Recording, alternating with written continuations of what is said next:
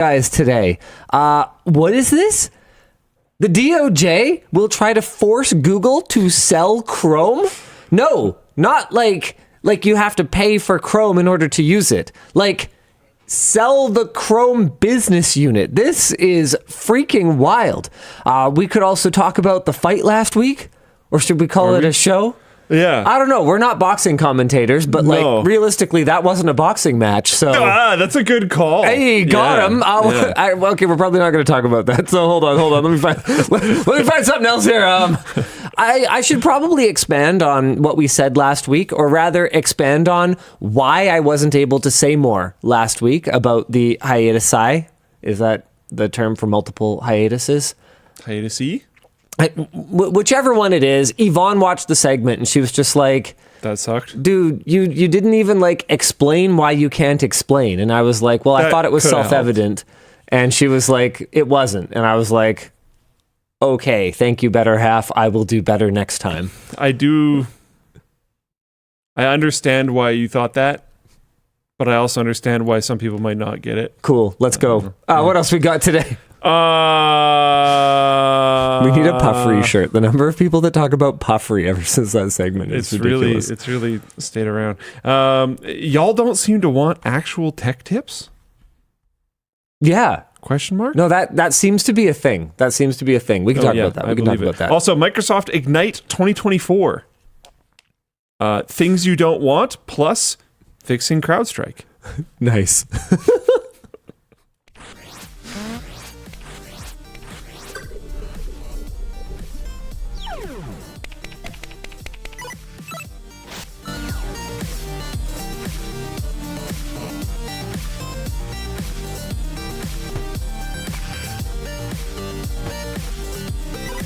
The show is brought to you by Notion, Vessi, ServerPartDeals, that's a new one, and our laptop partner LG, our wrap partner dBrand, and of course our chair partner Secret Lab, who sent over new chairs for us. Yeah. They're just like the old chairs, but whiter.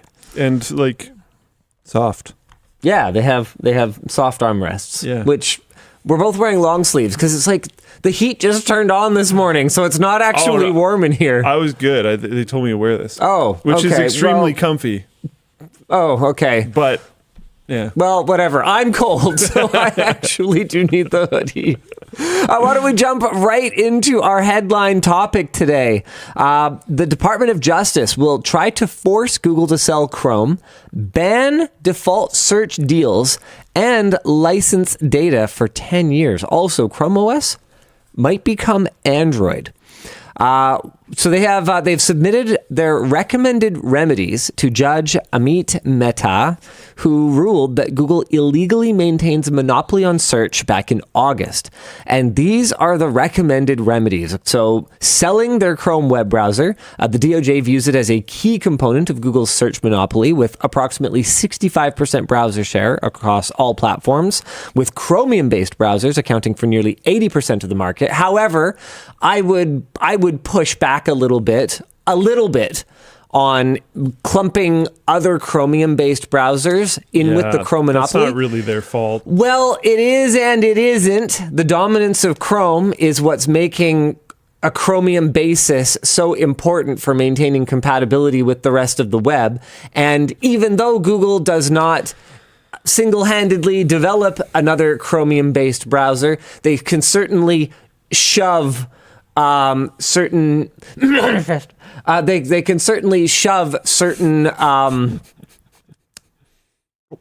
ideas along and make them difficult to go against, even though it is possible in some cases. They can attempt to manifest their own optimal business environment. Oh, I like that. Yeah, I like that. That's good. That's good. Thank you. So anyway, I think that the numbers I'm just saying I think the number's a little fuzzy. Yeah. It's clearly not for sure 65%, but I also don't think it's 80%. Quite 80%. Yeah. No matter which one of them it is, though, let's be real. That is a dominant position, and it is one that Google has painstakingly, meticulously created and used to their advantage.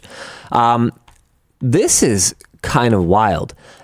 The next recommendation is banning Google from entering into default search deals, which amount to $26 billion annually and might end up hurting Mozilla more than it does Google. Brutally. Yeah, to be clear, a lot of that $26 billion is going to Apple, not to Mozilla. But, man, this one, I have kind of mixed feelings on. On the one hand, yeah, these default search deals are a huge part of why we all tolerate Google search, because it's just there when we open up our browser. With that said, if that worked, then more people would use Bing, but... I understand Edge that is still default in Windows, and Bing is definitely still default in Edge. If the product was that bad, I guess people would be willing to switch off of it. Or maybe that's different platform by platform. I mean, the whole switching to iOS experience has definitely opened my eyes to how intuitive doesn't mean intuitive. It just means whatever arcane ridiculousness you've personally gotten used to, right? And that is true. That's true across multiple platforms. I mean, how is it intuitive to press Control-Alt-Delete to access some kind of system menu? It's not. That's not intuitive. You've been doing for a long time. Exactly. So intuitive to you specifically. Exactly. So depending on the platform, you might find users more or less malleable. And it's pretty well established that behavior across iOS and Android users is different. For example, I remember like years ago, this used to get talked about a lot more. And maybe it's because there was more transparency into the numbers. I actually don't know why nobody talks about it anymore, but I remember it would make headlines sort of like cyclically that Apple users spend way more money. On the App Store. Yeah, that used to be super common to be talked about. I think that was often when there was notable, or more notable, I would say, differences between the apps. Like, I remember people used to be really frustrated because Android users had lower image quality on Instagram back in the day. Yeah, that was... Like, little things like that were much more discernible. It was you generally had a worse experience on Android because Android users were seen as like cheap and not worth focusing on development. Yeah, and they were. Yeah, to be honest. So like that was like very measurably. If you don't remember this, it was like a huge topic and like a many times multiplier. It wasn't like the average Android user spends 9% less on apps compared to the average Apple user. And this was more of a thing back, I would imagine, more of a thing back when like pretty much every app was like kind of useless unless you spent like $2 or $3. Like that was what a paid app was back in the day. It wasn't so much subscription-based services. In 2024, the average iPhone user spends $12.77 per app. By comparison, the average Android user spends $6.19 per app. So it's still double. Still double. Wow. Okay. And as far as my understanding goes, it was like a much bigger gap in the past, but I don't know 100% right now. I don't know if what Parkour is saying here is true, but if funny if true, Snapchat on Android was apparently just a screenshot of the camera compared to iOS directly using the camera. It wouldn't really surprise me that much. It works. I mean, yeah. And do you really need that kind of fidelity in a pic? I mean, I'm just asking questions. You know, if you have lower fidelity, you might gain a pixel here or there. Yeah, I mean, isn't that the whole point of Snapchat? Low fidelity. Get it? Different kinds of fidelity. See, that's good. I got it. that was pretty good. I'm surprisingly funny this early in the morning. That was really good. I'm actually giving myself one of these. That was not bad. What's her nuts? Ashley Madison just released their most non-monogamous cities in Canada list. Oh no. Yeah, Vancouver's very low. Really? Vancouver's very low non-monogamy.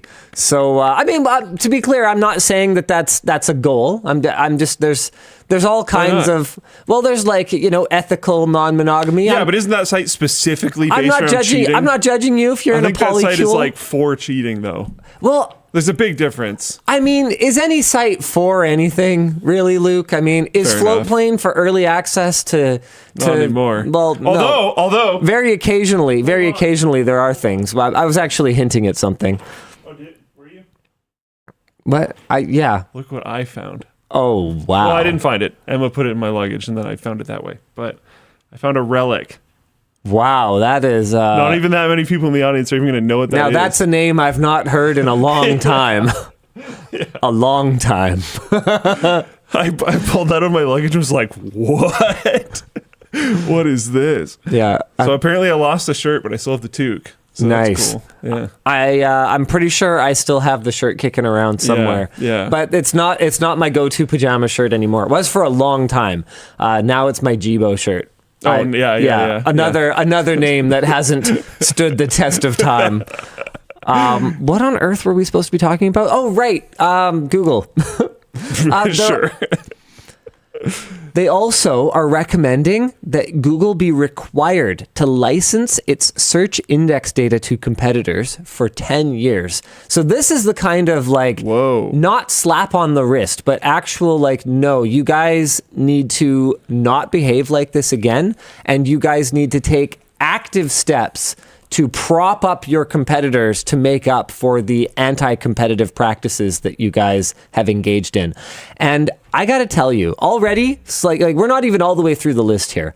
Already, I'm looking at this going, I have no idea what's going to happen in January.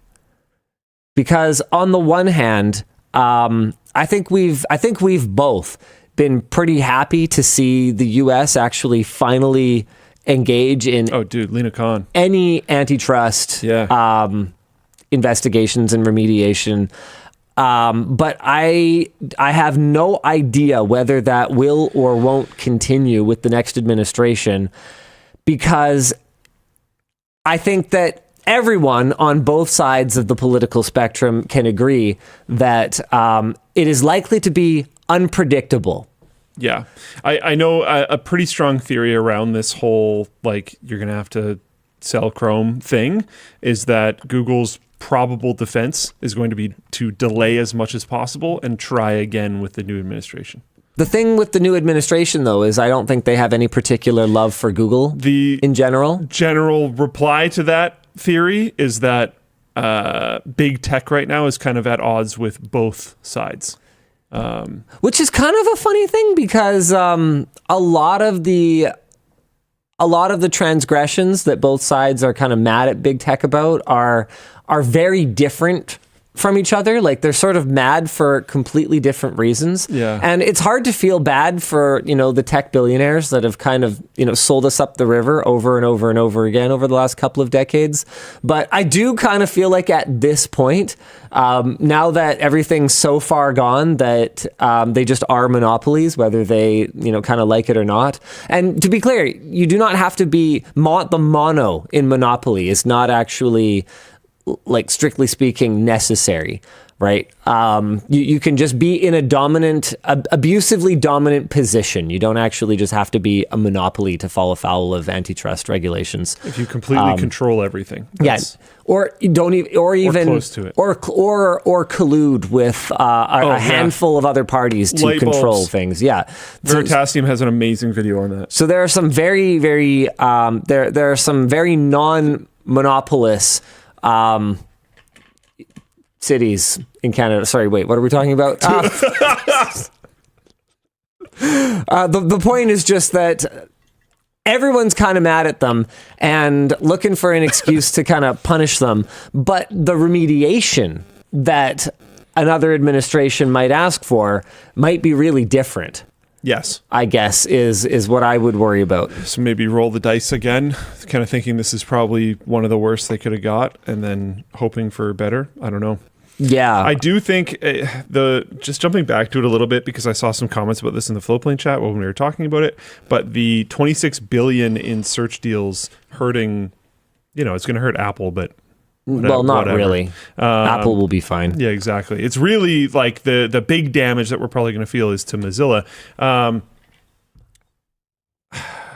They're declining in usership effectively constantly. Oh, thanks, Dan. I wasn't actually... I think... Okay, I want to clarify something really quick. That's not my gesture for fill my water. I was checking if there was water in it. The optics of that were not great.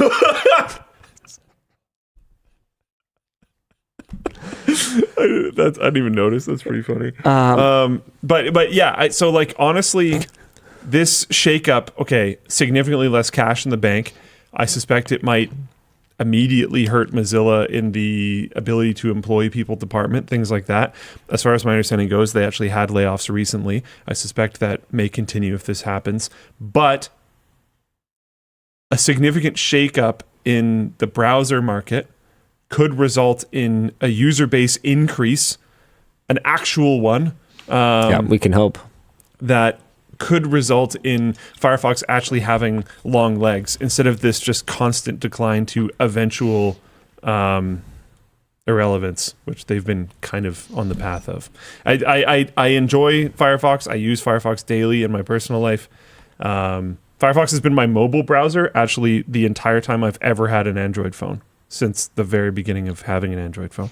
It's going to be so much less lucrative for Firefox to even have users if they aren't benefiting from that Google default search deal. Yeah. Bing could swoop in.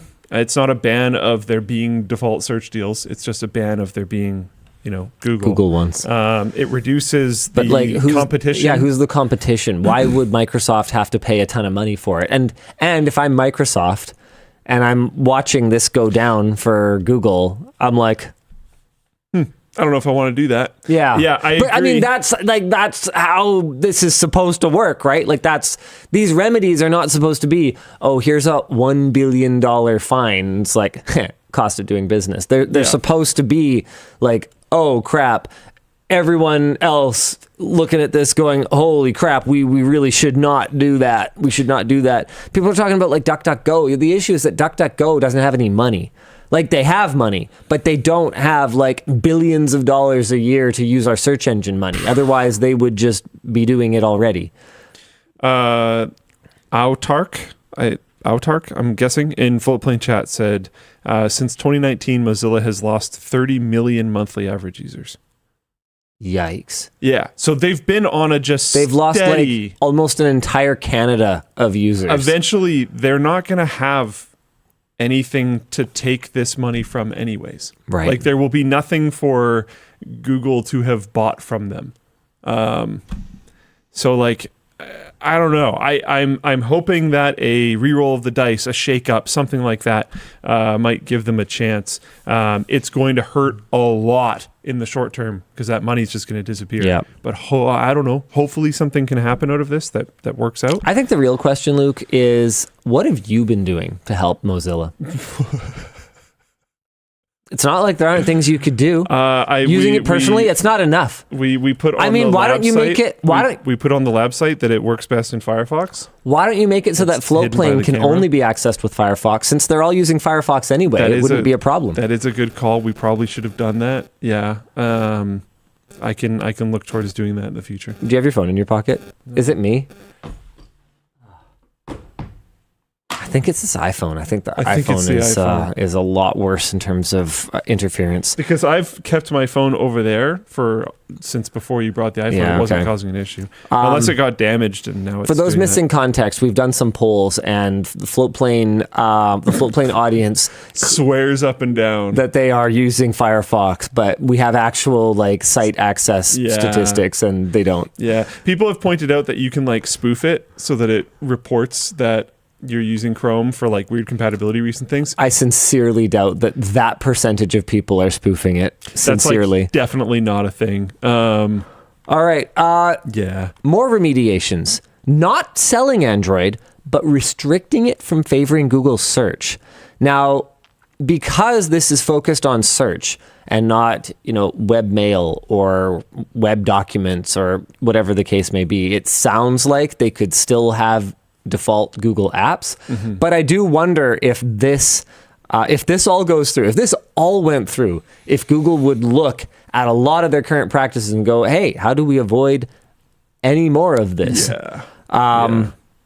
restricting Android from favoring Google search. That is, like, what would that look like? So instead of that default Google search bar, like I would be prompted when I suspect on phone setup, or maybe with an update now one time and then phone setup in the future, you would be prompted to choose your default search, and there would probably be like, your and it would have to be randomized, your top 5 and then other, and it would probably, the list would probably have to be randomized. Yeah. Wow.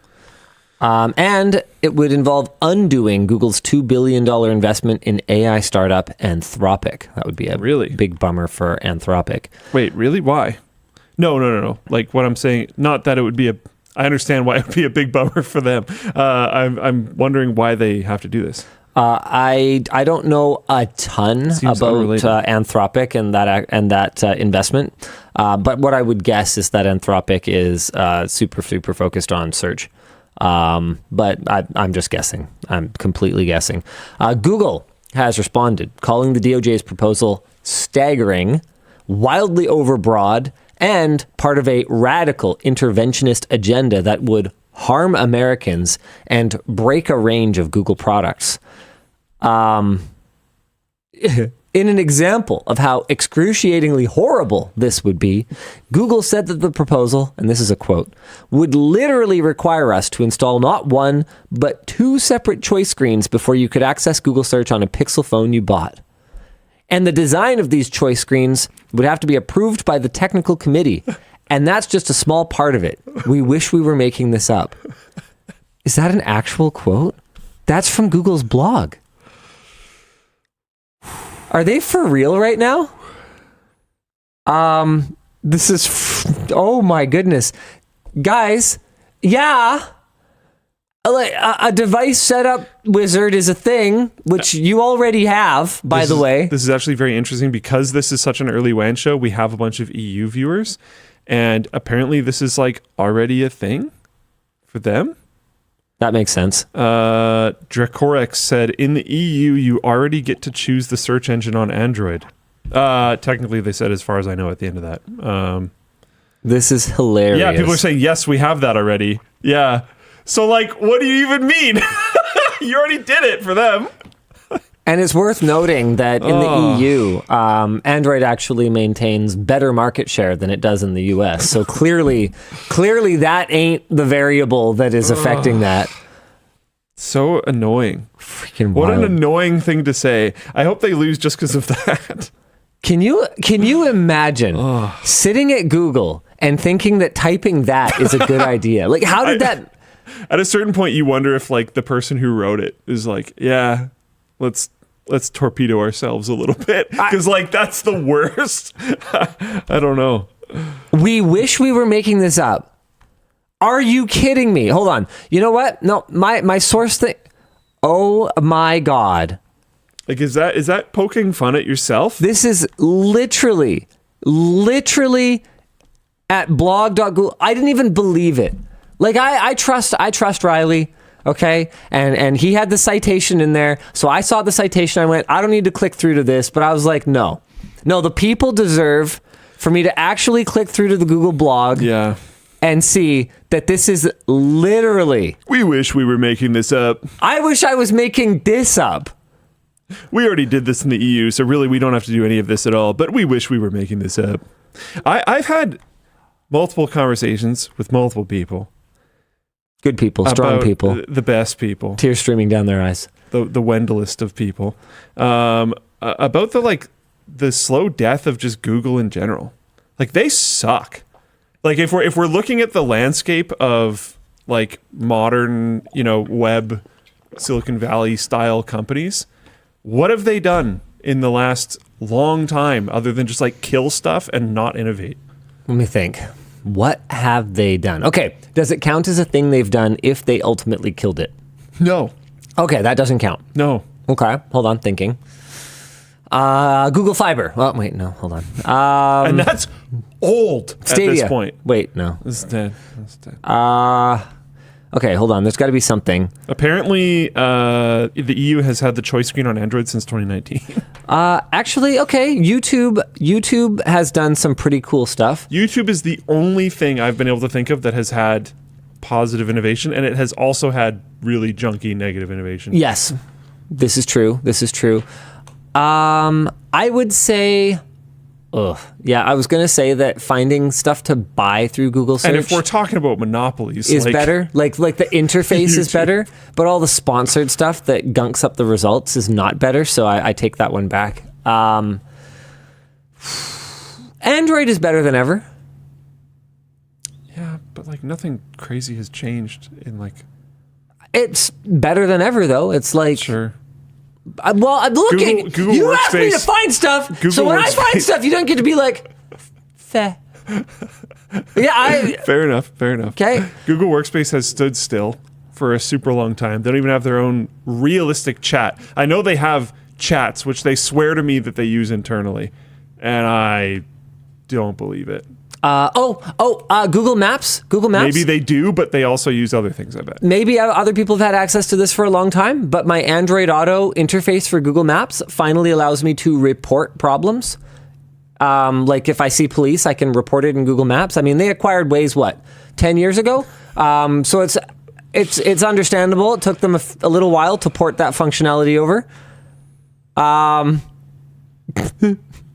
Someone says they've had that in Maps for a long time. I don't know, man.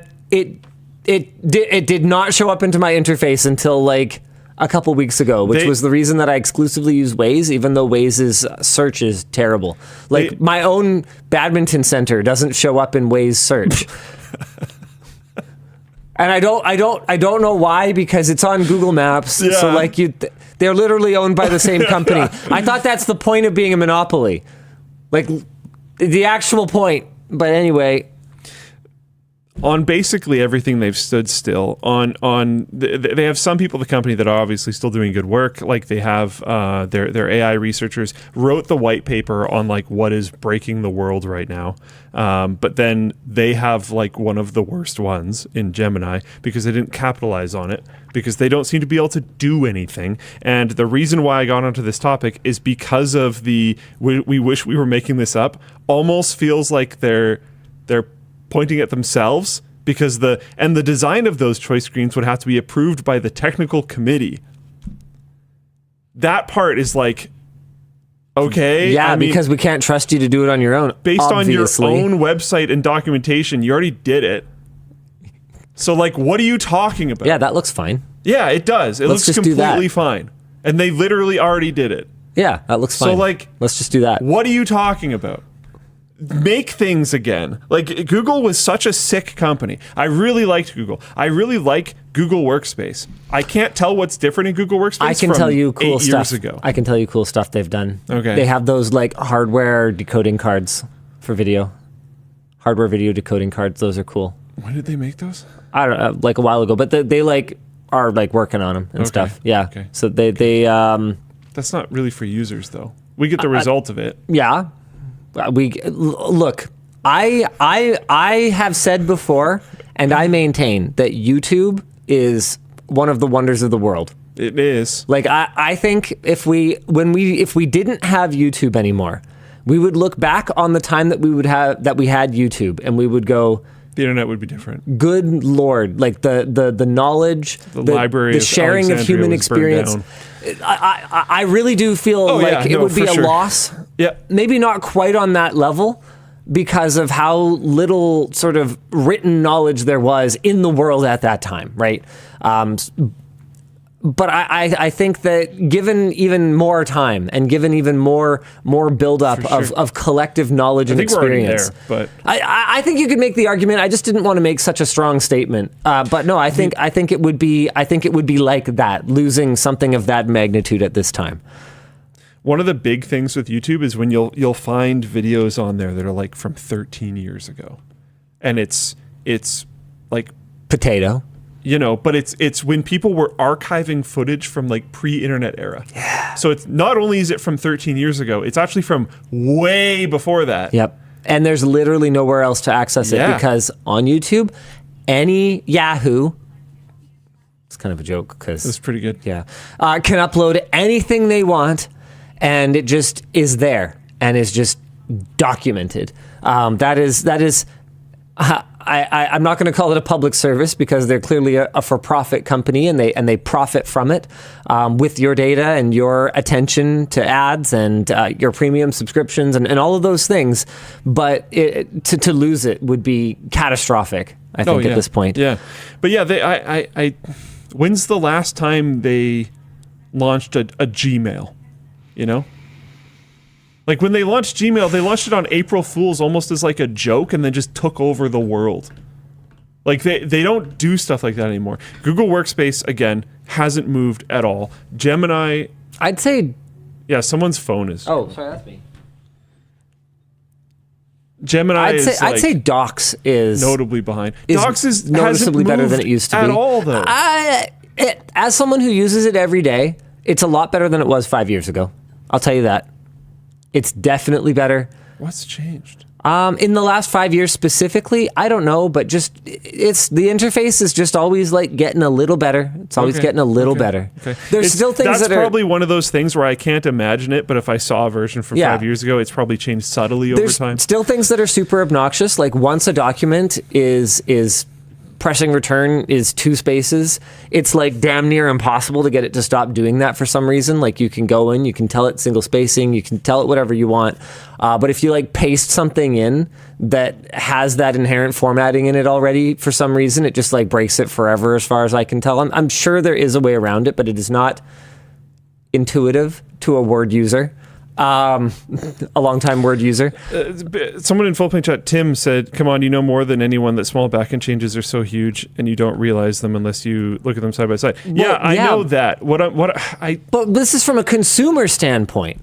Yeah, give me something as a consumer. Backend changes smooth out your infrastructure and make managing it easier, and they might even improve responsiveness here and there. But for the most part, every time that I've seen Google tell me that a backend change is supposed to make my user experience better, it has made it literally worse. I'm sure it happens a bunch of times without them really communicating to you. This is totally a thing. It's super annoying being on a team when you have to work on stuff that users The most don't notice. egregious example of this is the analytics dashboard, which used to be extremely snappy except for the occasional time that it wasn't.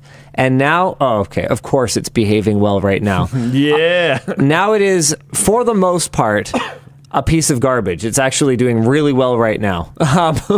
But I could talk for a long time about how much I hate the new analytics dashboard. And it's not even new. It's like 7 years old at this point, but I can't stand it. I can't think of anything new that I use from Google. And most of the old things that I use from Google are becoming harder and harder to justify over time due to price increases from, getting my YouTube music from my premium subscription that just went up by 60% because they're trying to shoehorn in AI features that are really expensive. Dude. So they're cranking the price up. Just give me Google Play Music back. Yeah.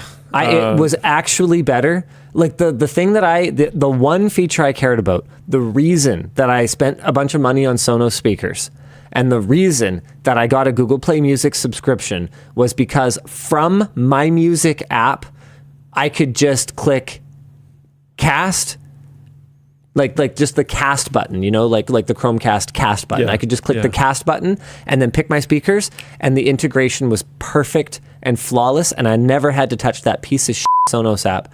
And now that it's like so bad that like their CEO had to apologize, I feel so validated in that sort of that decision I made to completely avoid it. Also, oh my God, I don't know when this happened, but again, back to Android Auto for a second here. Yeah. I can't search in my YouTube Music app. Like I have to, like I can voice search, not in the app. Like I can be like, I don't know, play Justin Bieber or whatever, right? Like I can do that. But if I'm like using the interface, there's no search, and the browse is super hamstrung. And what's really wild is there's no start radio button in it anymore. And that is literally like how I use my music app.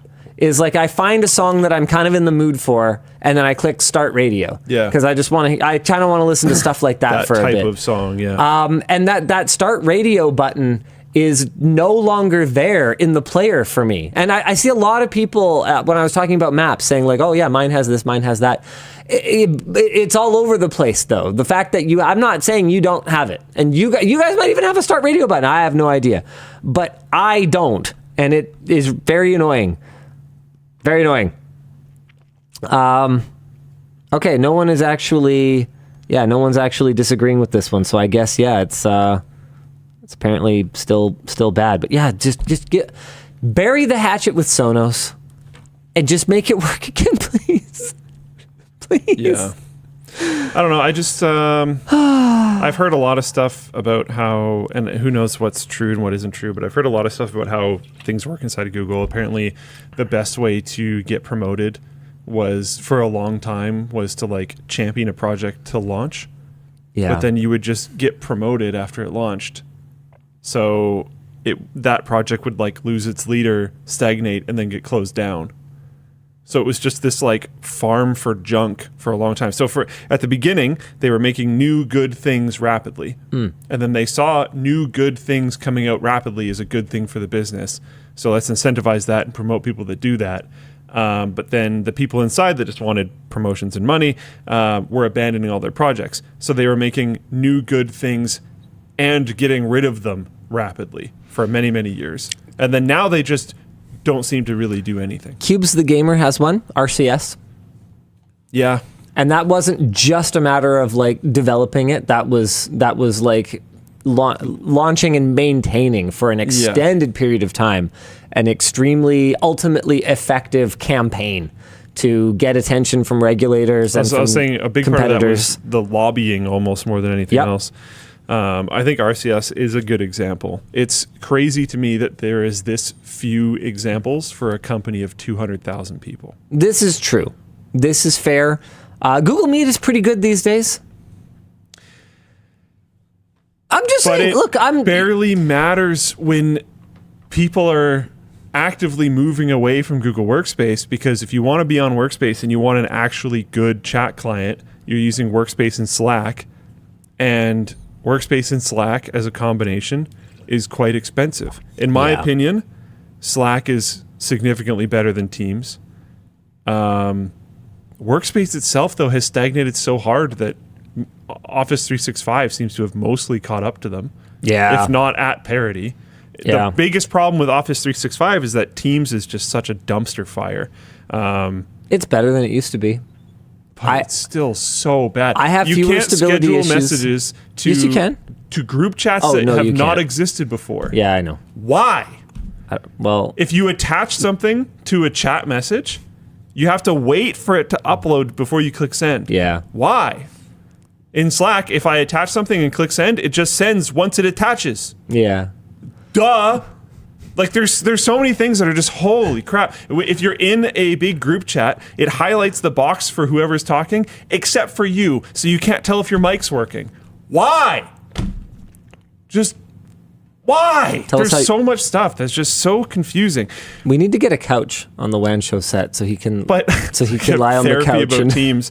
But Teams therapy. Teams is going to keep improving, because something that Microsoft is quite good at is this just never-ending march. Yep. They just keep moving, usually a little bit slower than and everybody sometimes else, backwards. but they just keep moving. So eventually Teams will be good enough. You know, there's only so much you can do with a chat client. You're seeing the type of innovation that Slack has been bringing lately, and it's like, I think we're at feature parity with MSN Messenger now, so the only way to go is upward from here. We're getting there. But it's going to be really hard for IT teams to justify the cost of having an expensive Google Workspace subscription, especially when they're trying to not give you discounts anymore unless you also buy Gemini, which nobody wants, and then also a very premium, very expensive Slack subscription when you could get all of that under a 365 license or a Lark license or something like that at a massively decreased price with more features. VDKA makes a very important point here. Until we have a nudge feature, parity with MSN Messenger will not have been achieved. True. You are right. Yeah. Thank you for that, and I am sorry I have misspoken. I have besmirched the good name of MSN Messenger, and I will not do it again. I miss Messenger. I will not do it again. Okay, what else we got here? Google claims the DOJ should be focusing on revising search distribution agreements instead. Okay. This is interesting. Google isn't the only one who thinks this is a bad idea. Some analysts worry about its feasibility and unintended consequences. For example, it could potentially harm schools that use Chromebooks and disrupt the browser market, which relies heavily on Google's open source Chromium project. Those are both good things. Some analysts realize that something might happen if this happens. And like, this is one of those things where it feels a little bit like the housing bubble in Vancouver, where not in my backyard. The bigger the bubble gets, the more hand-wringing there is over doing anything about this because of the economic harm. And it's like, the longer you hand-wring, the harder the economic harm gets. But like, if we'd done everything properly, we wouldn't be here in the first place. And the further we allow it to expand, the bigger the explosion when it pops. Yeah. Like, yes, there's going to be collateral damage if all of this goes through. There will absolutely be unintended consequences. For sure. But the longer we wait, the worse it gets. The more atrophied every other potential competitor will become because of Google's dominant position. This is why you shouldn't allow this to happen in the first place, ideally. Yeah. Yeah. Speaking of the Vancouver housing bubble, it's kind of starting to look a little shaky. It's looking a little shaky. A little sad. Yeah. You know, it's making a noise like sales are erupting though. Yeah, sales are going up, which will maybe prop things up a little bit, but also interest rates. Apparently the Trudeau government is doing like a buy your vote program right now. Yeah. Oh yeah, you saw that too. I'm happy you had the exact same reaction I did. And the election's coming soon. What if we lowered taxes and gave you money? How about that, huh? What if we got rid of first past the post? You ever think of that, Mr. JT? Yeah, that thing you said you'd do? Yeah, remember, did you ever think of that? Because I'll tell you what, I'll make you a deal, Mr. Trudeau. Right now, if you're watching this, I will wholeheartedly, emphatically endorse you for the next election if you get first past the post gotten rid of. If you do that thing you said you're going to do before the election, you follow through on that first term election promise, I will say, hey, for all of his other warts, at least the ones that I can see and the ones I can't see, don't show me your warts. Hey, he's got that cool fall down the stairs trick, and he got rid of first past the post. That's enough for me. All right. Because we need election reform. Yes, we do. We need it. Desperately. So there you go. I'm in. That's all you got to do. What is first past the post? I would actually recommend that you watch a CGP Grey video on that. But effectively, with first past the post, you are going to end up being forced into what is effectively a two-party system. Yes. If you don't have first past the post, you then have ranked choice, ideally. So you rank your choices, and if one of your parties that you voted for as your first choice is clearly definitely going to lose, they just dump that, and your vote goes towards the second choice, and so on and so forth until there's a winner. It also makes it so that, like, let's say you had a super polarized electorate. Hypothetical scenario. If you had your ranked choice voting card, and it had like the super right wing party here, or you had a super right wing party, kind of a centrist party, and a super left wing party. If you were to say, well, okay, I am very aligned with the right-wing party and very misaligned with the left-wing party, but I guess these center guys would kind of be okay. And if everybody basically did that, but like flip-flopped, that center party would actually have some representation in the formed government. Yeah. Because if everyone kind of agreed that these guys are okay, even though one of the other two hyper-polarized parties was their first choice, those centrist sort of mindsets would be much more represented, is pretty much what it would come down to. First past the post drives people to extremes because it ends up making, in my opinion, most people vote on an anything but them type basis instead of for what they actually want. and ranked choice voting allows you to vote for what you actually want, which is like a enormously massive difference. Yeah, or more like it allows you to specify what would be completely unacceptable and what would be more acceptable and what would be preferred, and then you can account for that.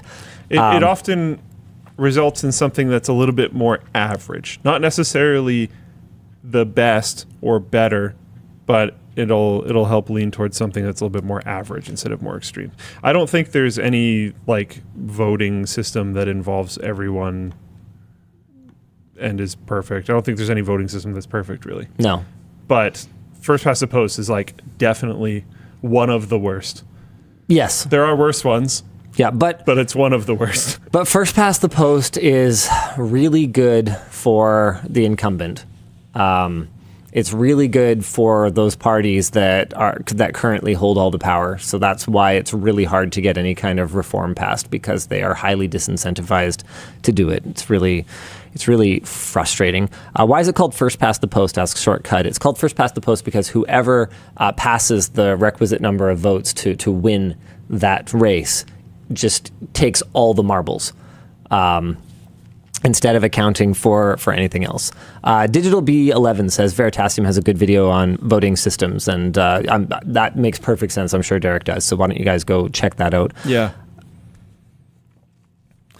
Moving on. Did we finish the Google topic? Discussion question, Google blog post, source within Google has told Android Authority that Google's multi-year plan to migrate Chrome OS fully over to Android, which lines up with the Google blog post from June 2024, swapping parts of Chrome. Yeah, no, I think we're pretty much done. I think we've talked about this enough. Okay, so what do you want us to do, Dan? Announcements. Oh, you want us to do announcements? Oh, good Lord. There's a handful of announcements today. Okay, from Tuesday, November 26th, to Monday, December 2nd, we will be running some incredible deals on some of our most popular products at LTT Store. But what we're really excited for are these bundles that we're putting together with the help of some of our partners. If you've already seen our Black Friday, Cyber Monday email sign-up page, then there's something new on it. Make sure you sign up so you don't miss out on the deals. Also, Floatplane subscribers. Oh, is this because of the new better integration between Floatplane and LTT Store? Or what is this? Quite similar to what we had before. It's just a different way of using it. Oh, okay. Floatplane subscribers will be getting 1 day of early access on Monday, November 25th. Let's go. Now, my understanding is that early access is to the week-long deals, but it is possible that there are messages on my phone that will further clarify what is going on. Okay.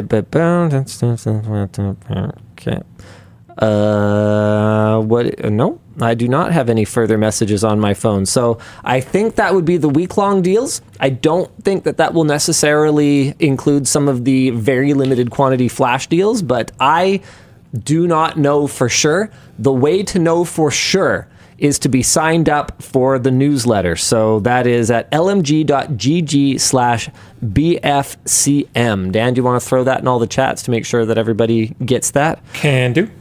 Now it's time for us to play a game. We're playing a game. Some people are saying that they don't see the email sign-up form. It's probably because you have something blocking it. Nice. That makes sense. Modern internet is a thing. Okay, Luke. Let's see if you can guess what these items are. Sorry, I don't have an item here. Dan, do you know anything about this? Is it these? What are these? No, I don't. I've been wondering about what's with everything on the desk. Is Dan there? Oh, Dan's there. What these items are? What items? But I think you had a good feeling about the item in the middle of last week. I don't know what the items are. Is it in this? I think you had a good feeling what they were. The bag. I guess so. Riley had mentioned this. I'm so sorry, Riley. Okay, cool. Why don't we come back to this? Luke guessing game plan for the products on set, which will be... I don't know. Here, anyway, so the early access thing. Subscribe at lmg.gg/FP Black Friday to subscribe to Floatplane. People are saying it's the bundles at the bottom of the Black Friday page. Oh, the question mark things. Oh. I'm supposed to guess what they are? Thank you, audience. Okay, there we go. The big freaking bundles. How Okay. specific am I supposed to get? I think you're supposed to get very specific. How the heck am I? Really? Pikachu. Guess that. Can you just say ditto for every single one and still win? I don't know. liked The first one, based on the what looks like the wrist rest attachment and the fact that it doesn't have the No, you're supposed to guess higher the middle frame on one. it. The middle one? Oh, it's a Stream Deck. Okay. It's apparently in the human organ transplant bag that is on the set. Oh, whoops, that's my thing. Why? Luke, I don't know what's going on right now any more than you do. Sure, yeah. Cool. Oh, it's not. It's a Wave XLR. It's from the same brand. Oh, wow, you got it wrong. I'm sure they use the same housing. Wow, Luke, you're 0 for 1. Wait, I don't think I'm going to get any of these then. check it. Wait, what? No, hold on a second. What? What's going on? What? I don't think that's right. Because the doc says Elgato Stream Deck Mark II is supposed to be in the organ transplant bag. What is happening right now?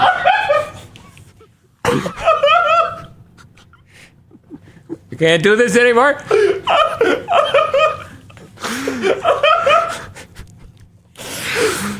Okay. Also, from the shadow, you literally can't tell the difference between the two. Okay. So, like, I have one on my desk that looks like... What is the silhouette on the right? it's a keyboard I'm on. I don't know. My guess On the right, Luke. That's the left. Oh, yeah. headphone I'm on. These look like Sennheisers. They look like Jamaican headphones. no. I was saying Pokemon. Sure. Okay, who's that Pokemon? Yeah, sure. Yeah. Anyways, do any Pokemon have Mon at the end of the name? Squirtlemon? Anyways, they look like Smokemon. I don't know. It's too early. That's a good reference. The cucumber song thing about how it's good for you or whatever. Yeah. Yeah. Cucumber. I don't know why I remember that. Jamon. They look like I can't take credit for that. That goes to Sinful Hands and Floatplane Chat. they look like Sennheiser headphones. I'm guessing based on the band that they're like 600s. All right, check under your table right now. Oh, it was wrong last time. I don't know, dude. I don't know. They're Sennheisers. They're not 600s. They're HD 560S, 560S. open back headphones. Nice. Both of these items are going to be included in bundles that are on sale throughout the entire event or until we run out, which is probably more likely. But there's a third item on the left. Good gravy. This is taking forever. Corsair K65. Corsair K65. Did you look at the dock? No. Okay. It looks like it has a 10. It doesn't have a 10. Open the LTT backpack that is here between us, Luke. Wow. Nope. It's the Close, though. K70 Core TKL with Corsair. I thought it said Milks, and I was like, really? MLX red smooth linear switches. A $120 keyboard that will be included in a bundle at no extra cost, along with one more thing. But this bundle is going to be dropping on a random day throughout the week, so I'd really recommend you sign up for email notifications at lmg.gg/BFCM to have the best chance at securing one. So I was 5 switches off. Yeah, good. Right Okay. brand, though. You can kind of tell from the silhouette that it's a Corsair keyboard. Yeah, okay. Kind so of. we made our way through that eventually. Yeah. Also, What are those? What are those? for the announcement, left hand. For the announcement, right hand. Okay. So Linus Camp. But hold on, I'm going to figure this out. Our collaborative wrist rest with Delta Hub is back in stock, and this time the left-hand variants are available too. They sold out quickly during the first run, and this time you can get early access to their Black Friday sale. You can get 15% off by going through our link in the video description. And finally, this is an announcement, but it's nothing to do with the store. OVHCloud Summit 2024. Yeah. Why is it that Luke has a go bag with him right now? Not because the world has ended yet.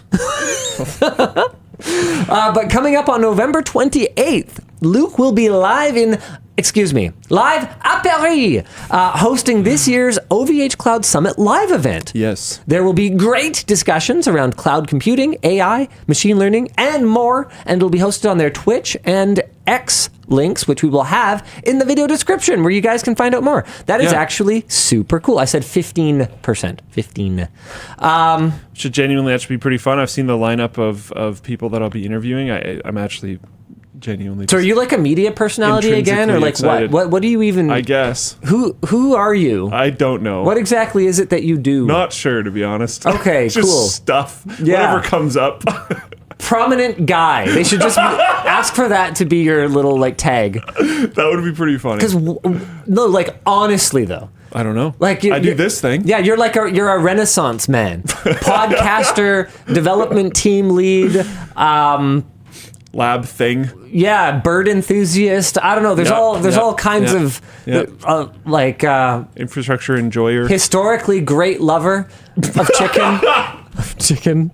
Specifically chicken. He loves chicken. Yes. He just really loves it. Chicken's very effective. That's what he loves about it. It's the most effective bird. Mm-hmm. Yep. 100% hit rate on chicken. Why'd the chicken cross the road? To get away from Luke. You have no idea how many chickens have sacrificed themselves for my mediocre physique. That's a stolen joke, but anyways. Yeah, right. But I think it's actually going to be really fun. I'm excited for that. So okay. Tune in. Cool. What else are we supposed to be talking about today? Dan, can you please get this show back on the rails? I've been trying. Are you done with the announcements? I don't know. Am I? I'll read the doc for you then. Let's see. Yeah, you are. Looks about right. Then let's do some merch messages. Okay, sure. Merch messages. So you head on the store, you add something to your cart, a box pops up, you leave a merch message. We think it's better than Super Chats or Twitch Bits because, hey, if we get to your message, great. Or Dan can pop it up down here or reply to it or forward it to someone internally to get you an answer. Well, we're going to do our best to acknowledge your merch message. But if we don't, then, hey, well, there's always, getting some high quality merchandise in the mail. Yeah, all right, cool. So anyway, merch messages, hit me. Show us how it works, Dan. Sure. Let's see. Your first is from Zachary. How much is Google to blame for people getting scammed? Facebook and Instagram don't have customer support, but if you Google it, a bunch of scam results appear. Should customer support be mandatory? Ugh. So I think this is more of an issue with like Facebook not having customer support. It'd be an incredible amount of free products that would instantly cease to exist. Oh, man. Just to be clear. Yeah, so basically what you're saying is that Google is returning search results that are invalid and that are scams when people are trying to contact Facebook and Instagram support. Okay, so step number 1 is, yes, a customer help option of some sort should absolutely be mandatory for any business, and especially for someone that operates on the order that Facebook does. Like, if we can afford to have customer support, Facebook can afford to have customer support. So any free service has to have customer support? Well, dude, nothing's free. It's not free. So there's that. Facebook, you're absolutely paying for. You pay in your data. And if it wasn't profitable, they wouldn't be doing it. If that became a law, genuinely a lot of services would instantly shut down. If they had to have customer support? Yeah. Well, hold on a second, because I'm not saying every service.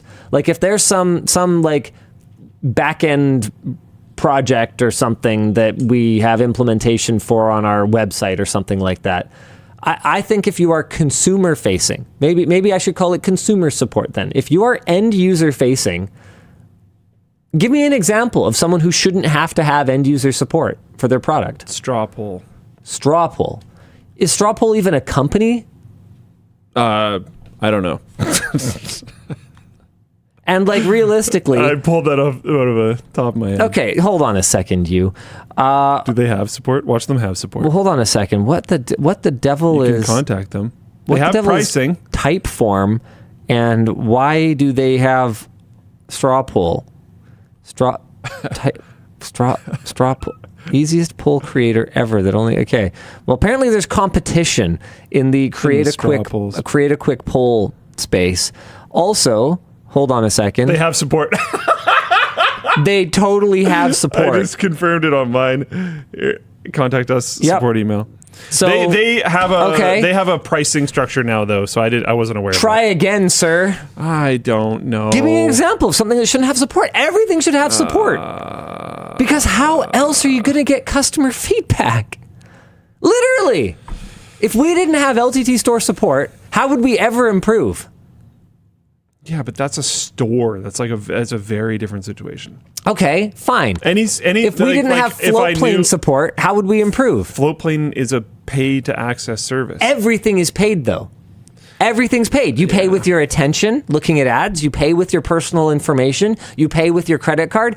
You pay for everything. Everything's paid. So, there's no free lunch. Yeah. I can't think of examples right now. Small Linux distros. Linux support for Linux distros.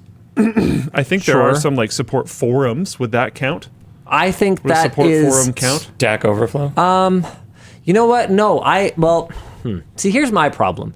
Because I think in the case of something like a Linux distro, I actually would say that, yeah, I think that counts. I think that's valid, right? If it's a community-created, community-supported product, then I think it can be, then it can be community-supported. Community-created can be community-supported. But the fact that Microsoft, for example, has that, I forget what it's called, like Microsoft Answers, or like, what's it called? Give me a second, I'll get there. So the fact that Microsoft relies on community contributors to answer support inquiries for freaking Windows, yeah, it's ridiculous, is actually comical. And actually very annoying, to be honest. Like, actually comical. Because it basically just gives them a shield to put in front of themselves to not have to fix things that are problems. If they were actually accountable, if they had to pay billable hours to employees or contractors to sit and explain to people why freaking search doesn't work, if that was actually on their books, we might get a different response from them about it. Maybe. They might actually fix it. Or it would just be canned responses being spammed. Because eventually, like, someone would look at it and go, it might actually be cheaper to just develop a fix to this. Oh, they would just script a canned response to everybody and not actually deal with them. Turn it AI. But yeah, what about this? What about it? That's a forum. Where's support? You hold on. No. We have. You can contact an admin or moderator. We literally have that. I'm gonna find it. Smart guy. It's not official support though. So, well, hold on. Staff. Okay. Linus Tech. And I'm not logged in, but you can literally send me a message. But that's not support. No, it's not. But hold on. Okay. By the way, don't bother because I don't reply to them anymore. But no, I'm pretty sure there's stuff. Hold on, I'm gonna find it. He hasn't found it yet. Forum support. He'll find it eventually. There we go. There, it's right there. We totally have support. Now I knew we had support, smart guy. We 100%. Do you know why we have that support though? Because you should have support. No. For GDPR forget me requests. Sort of actually, but it's because we did sales through the forum. Okay, but we would need it anyway, and we would totally have it anyway. No, I'm not. You know what? I'm going to die on this hill. Every service that is customer facing, consumer facing, and anyone who pays you in any way, whether it's with their blood or their... Well, look at all the DNA friggin' collection companies, man. Oh, yeah, I know for 23andMe's implosion is terrifying. If you're not terrified of that, you should be terrified of that. Yeah, even if you screwed. never sent your genetic information to them, if anyone even kind of related to you did, you could be f***ed. Like, that whole thing sucks, and I'm super angry about it still. I'm probably screwed and just don't know. You're actually screwed and do know. Yeah. What was I going to say? Would you accept some form of threshold of like revenue for the company or something like that? Like, there's a lot of laws, like Floatplane's protected by a decent amount of these, where if you're below a certain amount of revenue, certain laws don't take place yet. I think as long as we also account for, well, we have like very little revenue, but we do have a casual like $9 billion in seed funding. Like I think basically once a certain amount of money is flowing in some way, I'm down with that. You should support the product. So once you either have a certain amount of revenue or have raised a certain amount of dollars, I'd be completely fine with that. I just think I think this has there's a lot of these types of laws that I see come in that to a certain degree seem designed to benefit big players. And like some random little forum or some random little thing here or there that, like, you know, maybe they do make money off of it. They probably actually do have support. Team Boo suggests that another threshold could be users. And I think that's valid. That's an interesting one. There's a contact. Is there actually a support, though? Wow, this website is rough. I just went to paint.net. Oh, yeah. Good old paint.net. The email is not for technical support or troubleshooting. There's a forum linked below. There's an example. Yep. There's just a support forum. Please ask our forum. But isn't paint.net like open source? There's a donate button. Yeah, but that's again. You said any site or service. No, what I said is that if it is community created, then it can be community supported. So I said the forum's valid for that. Okay. I don't remember that bit, but I believe you. I just was probably thinking about something else. Oh, okay. Chicken, probably. I haven't eaten today, so maybe. I don't know. I think if there was some amount of, either a user count or a revenue count or Paint.net a total is raised freeware. money. Freeware, not open source. Sorry. And yes, this is a really good point. VNG Supernova says open source doesn't mean community created. That's also very true. That is very true. It often means limited amount of contributors because I don't know. Either there often isn't that many contributors or it's people that just want credit for job applications. Hexdot says no chance with Elon as part of the next US administration. Doesn't Tesla not even have PR anymore? They don't have PR, but what they do have is customer support. They actually have support. They do have support. If you are an individual end user, you can 100% contact Tesla about whatever issue you're having with your model, whatever. So let's just look. I'm not a fan of a lot of stuff that he's done, especially over the last few years. There seems to be kind of this weird kind of turn that he's taken. But let's not make things up, right?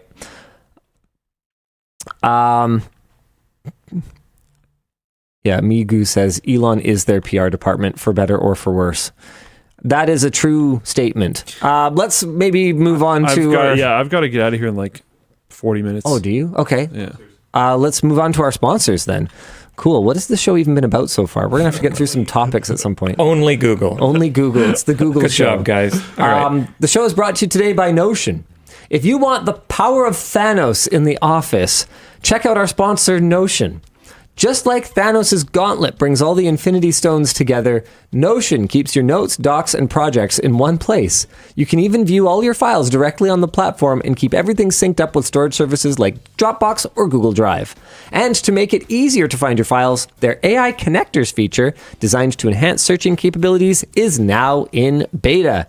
Speaking of AI, their new Notion AI is a single AI tool that does it all. Search across Notion and other apps, generate docs in your own style, analyze PDFs and images, and chat with you about anything. It can analyze PDFs and images and chat with you about anything. It's powered by ChatGPT-4 and Claude, and to protect your privacy, their AI partners are contractually prohibited from using your data to train their models.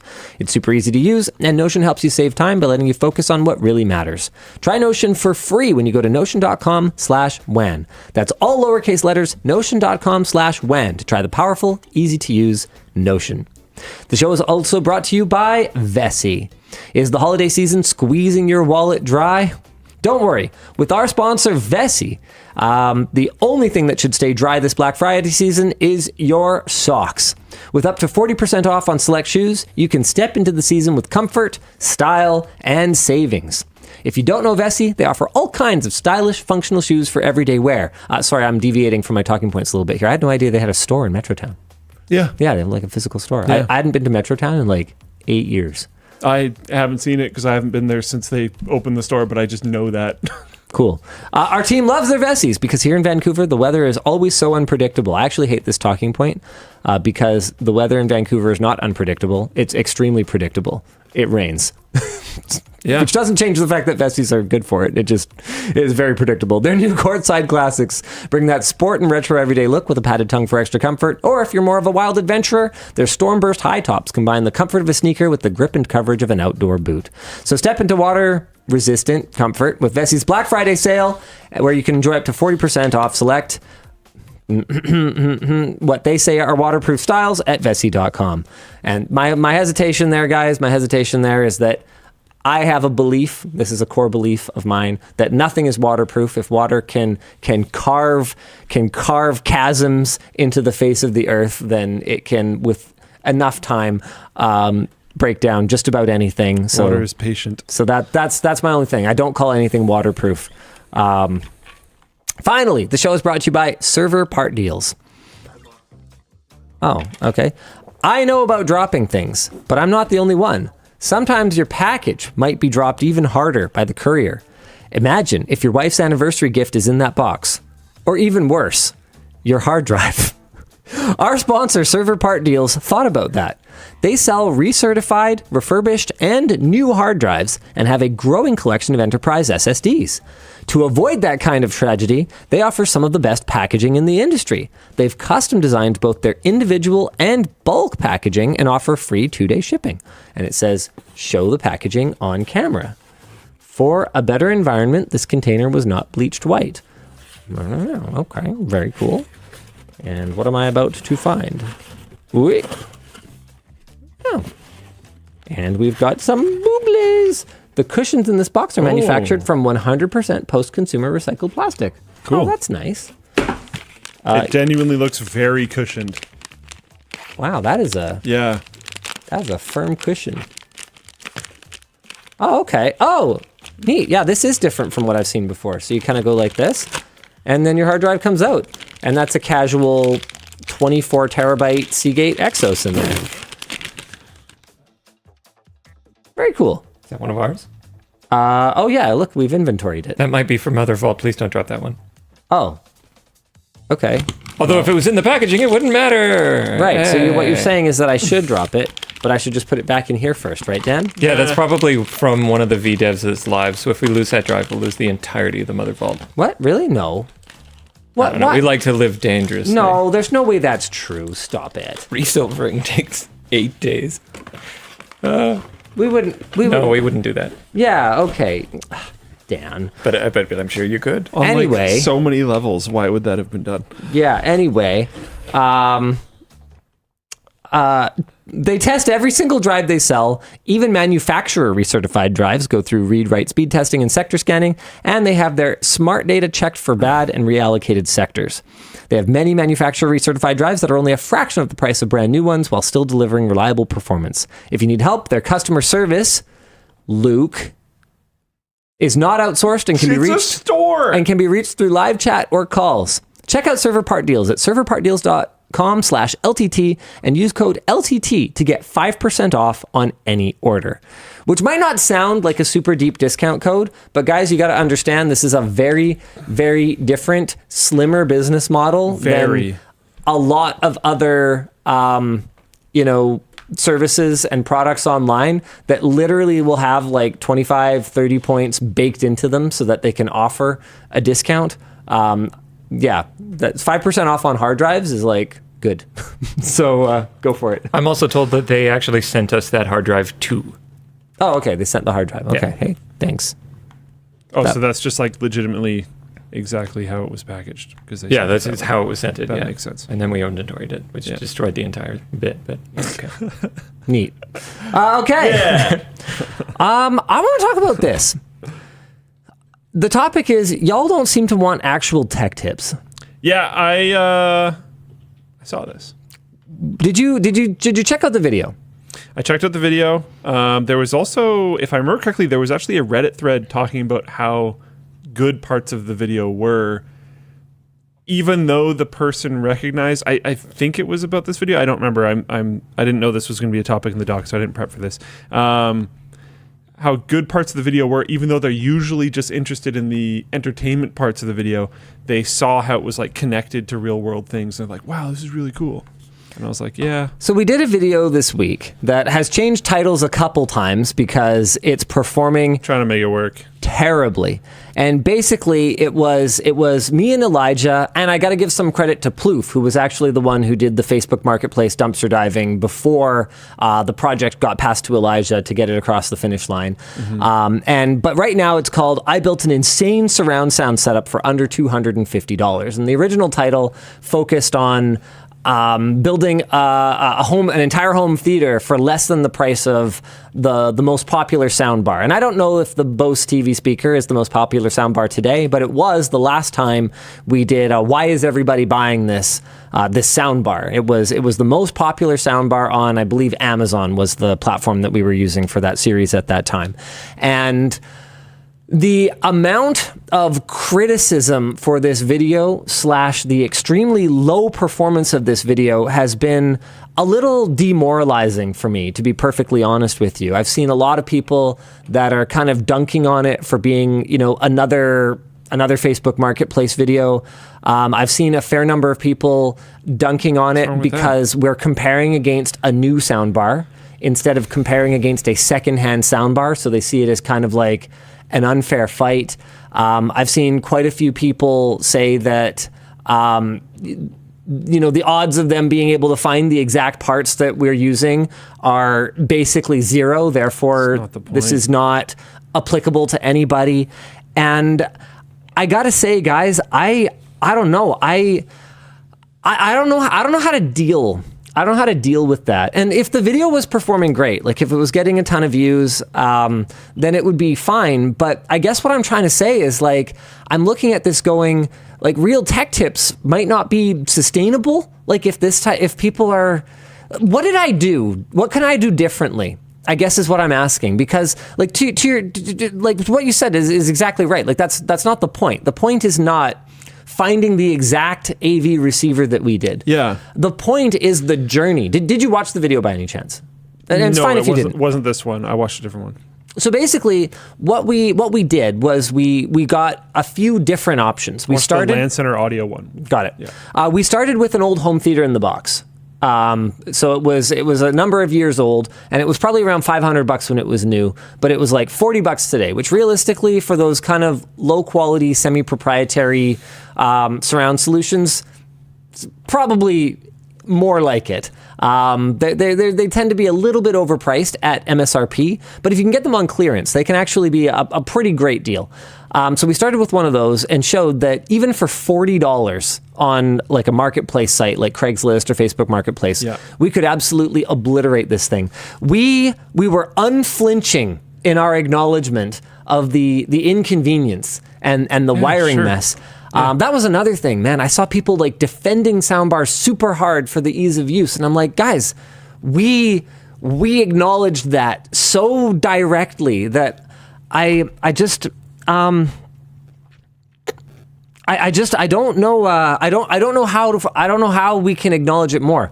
We stepped it up by upgrading our left and rights so that, particularly for watching anything with music in it, which is like all content, we could get a bit better of a soundtrack experience.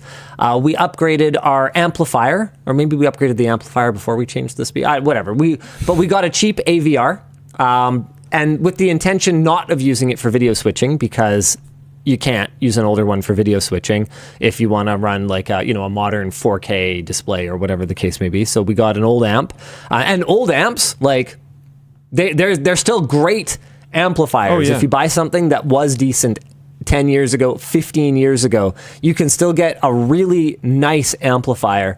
And then you just don't run your video through it, which for most people is fine because your TV is probably going to have anywhere from 2 on the very, very low end to 4 inputs anyway. So you just run everything through there. And then we added a subwoofer. And then we added some cheap towers that we got. And the final configuration was probably around $240 compared to the Bose TV speaker, which is $250. And our point was just, and there were so many tech tips along the way, I guess is what I'm trying to get to here. Sort of talking about speaker impedance best practices, talking about what you can do if you don't have eARC support on your receiver. So talking about optical connections and the good things about it and the limitations of it. And I think, honestly, past a certain view count, there just isn't really room for it. Maybe I'm being too doomer about this. I would like to think that I'm being too doomer about this, but I don't necessarily think I am. I think a pretty good example of this is maybe Michael Reeves. When you look at some of Michael Reeves' videos, if I remember correctly, his very early videos, he talked more about the programming that was involved and showed more of it.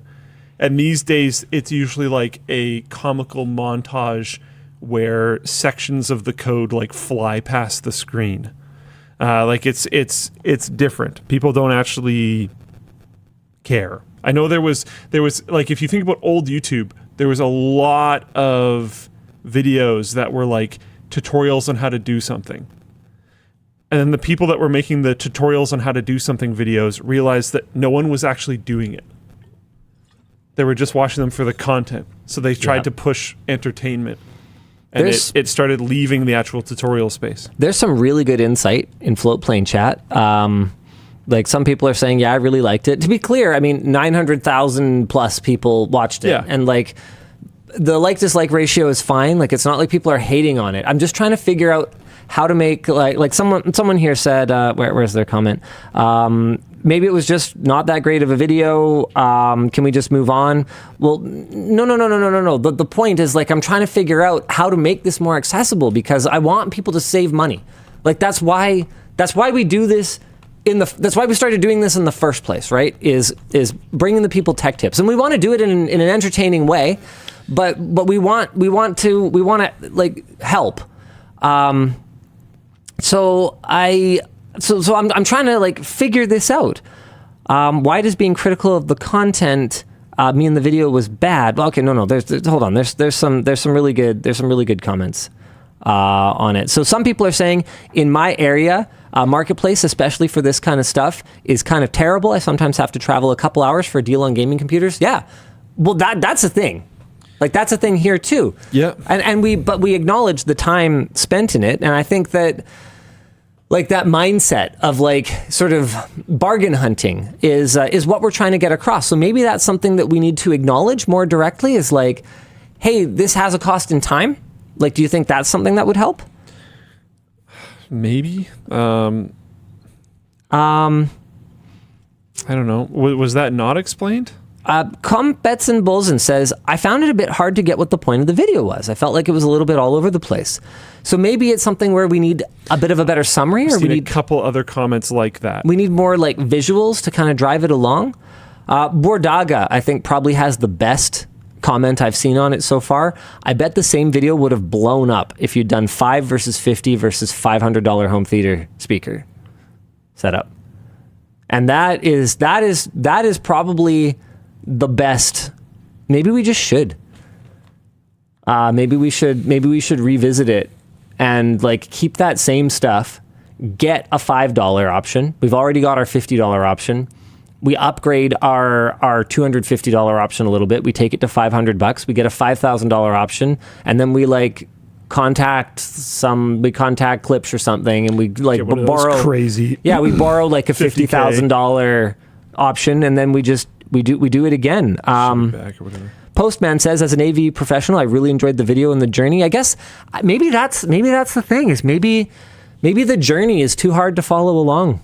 Maybe like simplifying the format to like 5 versus 50 versus 500 is the way to go. I did see a fair amount of comments on like maybe there should have been a better explainer at the beginning because I didn't understand what the video was about. Telesco says, you called everyone out for making the worst choice. You made your audience butthurt. I am in this tweet and don't like it. That's probably a good point too. Like, so then is part of this that people are watching tech tips just to know their choice was validated as opposed to... We've known that forever. That has been true. I can know the something. whole time. I can know something cognitively without fully We legit talked about that. being willing to accept it. at NCIX. That makes me sad, though. Yeah, I know, but Why aren't we allowed to say, "Hey, this thing that's super popular is not that great"?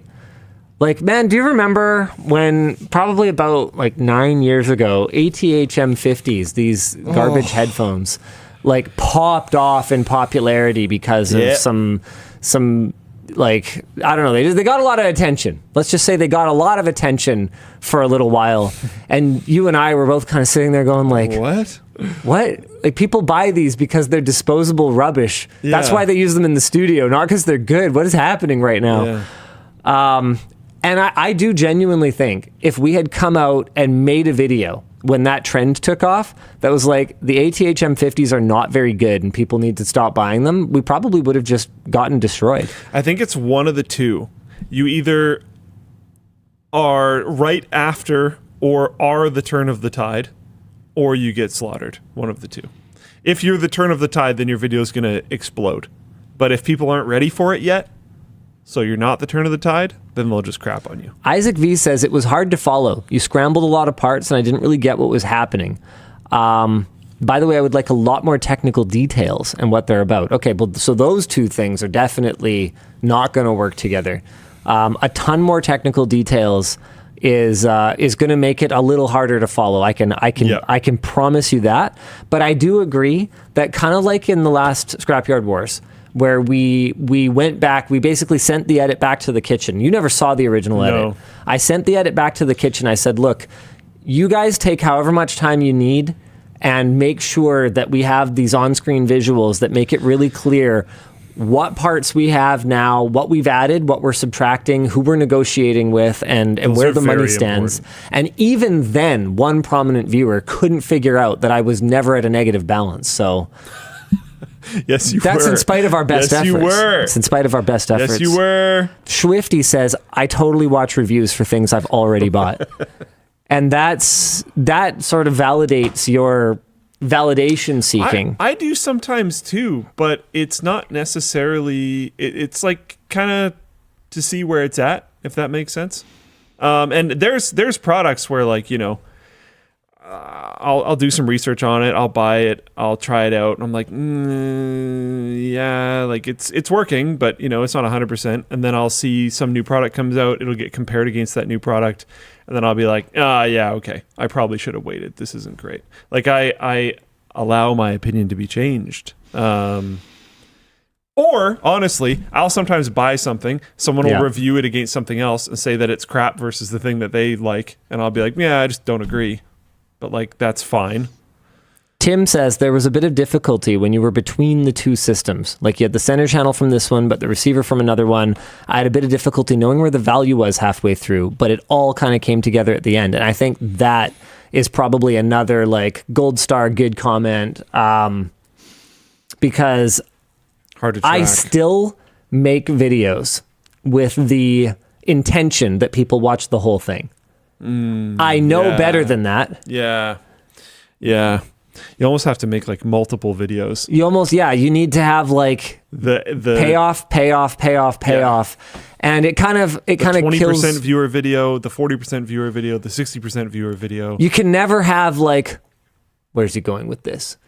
It always just has to be very clear. And that's something that is easy for me to forget. Because I've always... Kind of hard to write for, I imagine. Yes and no. I mean, that 5 versus 50 versus 500 format... That kind of flows. Yeah, sure. So, yeah, I guess you kind of have to shoehorn into a format that works for it, or it might be more difficult to write for. I suspect that's the case. Sock Hadaby says, the established tiers seemed to borrow stuff from the others a bit too much, which made it harder to follow for some reason. Yep, I think that's very fair. In fairness to me, I didn't source the stuff, and so I didn't know exactly how it was all going to go together. So I was kind of working with what I had, but that's really valid, and I think that's something that I and the content team could have worked on ahead of time to make it more accessible by having like a a well understood format. I think that's what it basically boils down to. Is we could have done a better job visually of showing exactly what it was we were doing, and having a better established format wouldn't hurt. I also think that some people kind of got fixated on details that didn't matter. I saw some people talking about how, well, I don't even have a home theater room, and it's like, well, no, that's not the point. We're shooting in here because it's really convenient. But you could do this anywhere, and I think a lot of people kind of missed that.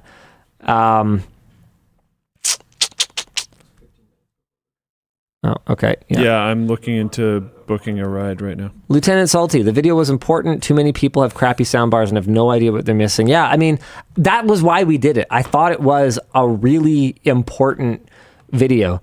Mantisa says, are you just focusing too much on a loud minority? No. Because the whole point of this is that last thing that I just read. So many people have the wrong thing and like need to hear this. And it might not work for everybody. Not everybody has the space. Not everybody has the wife acceptance factor to be able to, you know, put a bunch of random speakers they found on Craigslist in their living space, right? Like, it's not going to be applicable to everyone. But I do think that before you make that decision, you should be well informed. That's it. I want people to make informed decisions, and that was why we made that video. Like, if you're interested in tech,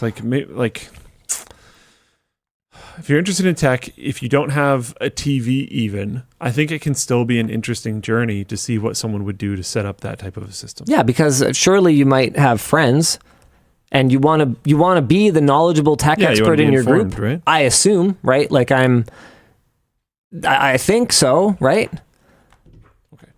All right. Why don't we jump into our next topic? Traffic's looking good. I can leave slightly later. Why we weren't able to say more. Yeah. Oh, all right, great. Let's do another topic like that. Hooray! So a lot of people last week were upset, frustrated, disappointed that we weren't able to say more about the channel hiatuses last week, and there are two main reasons. Number one is that it's the law. And it's funny. I ended up kind of in exchanges with a couple of people where I said that, and they were like, "Yeah, but," and I was like, "No, there is no yeah, but." Yeah, it is just the law. About certain things, it's completely inflexible. I cannot disclose literally anything about someone else's personal life, including their employment status. I was just going to say, and to be honest, for good reason. Sometimes it would be nice if you could, but the law should exist. And that's number two, because it's like the right thing to do. Like let's say hypothetically that you were no longer at your job tomorrow. Whether you quit or you were laid off or you were fired, sort of immaterial. During your exit interview, the HR manager asks you, "Hey, do you mind if we talk about the circumstances on our podcast?" You would think they lost their f***ing minds. Right? But that is what a not insignificant number of people were asking me to do. To be fair, about me in particular, I wouldn't necessarily think that, but it would still be the law. Yes. And it doesn't matter how much anyone externally feels like they're entitled to it.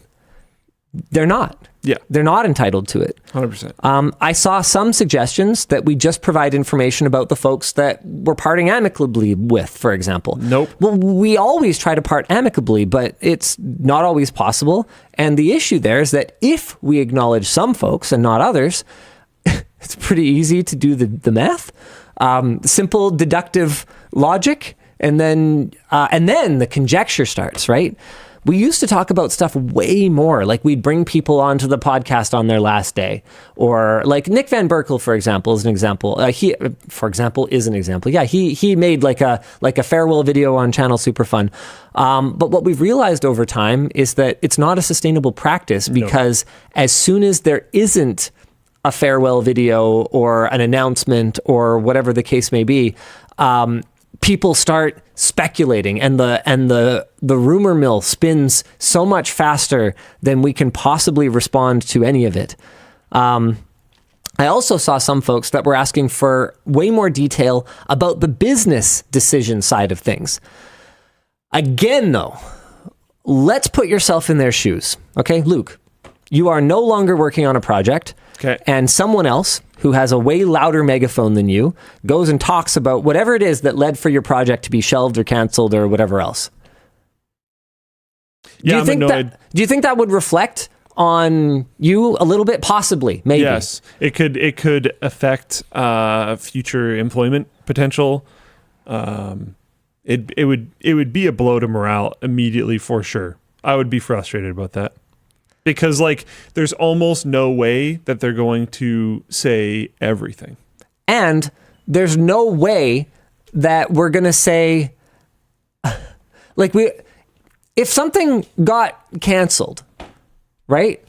Almost certainly there was something that went wrong with it at some point in some way, or right. So if I were to say like, hey, we're going to talk about all of the completely unsustainable practices at Floatplane that led for it to be shelved. Nice. You're going to be like, excuse me? Yeah.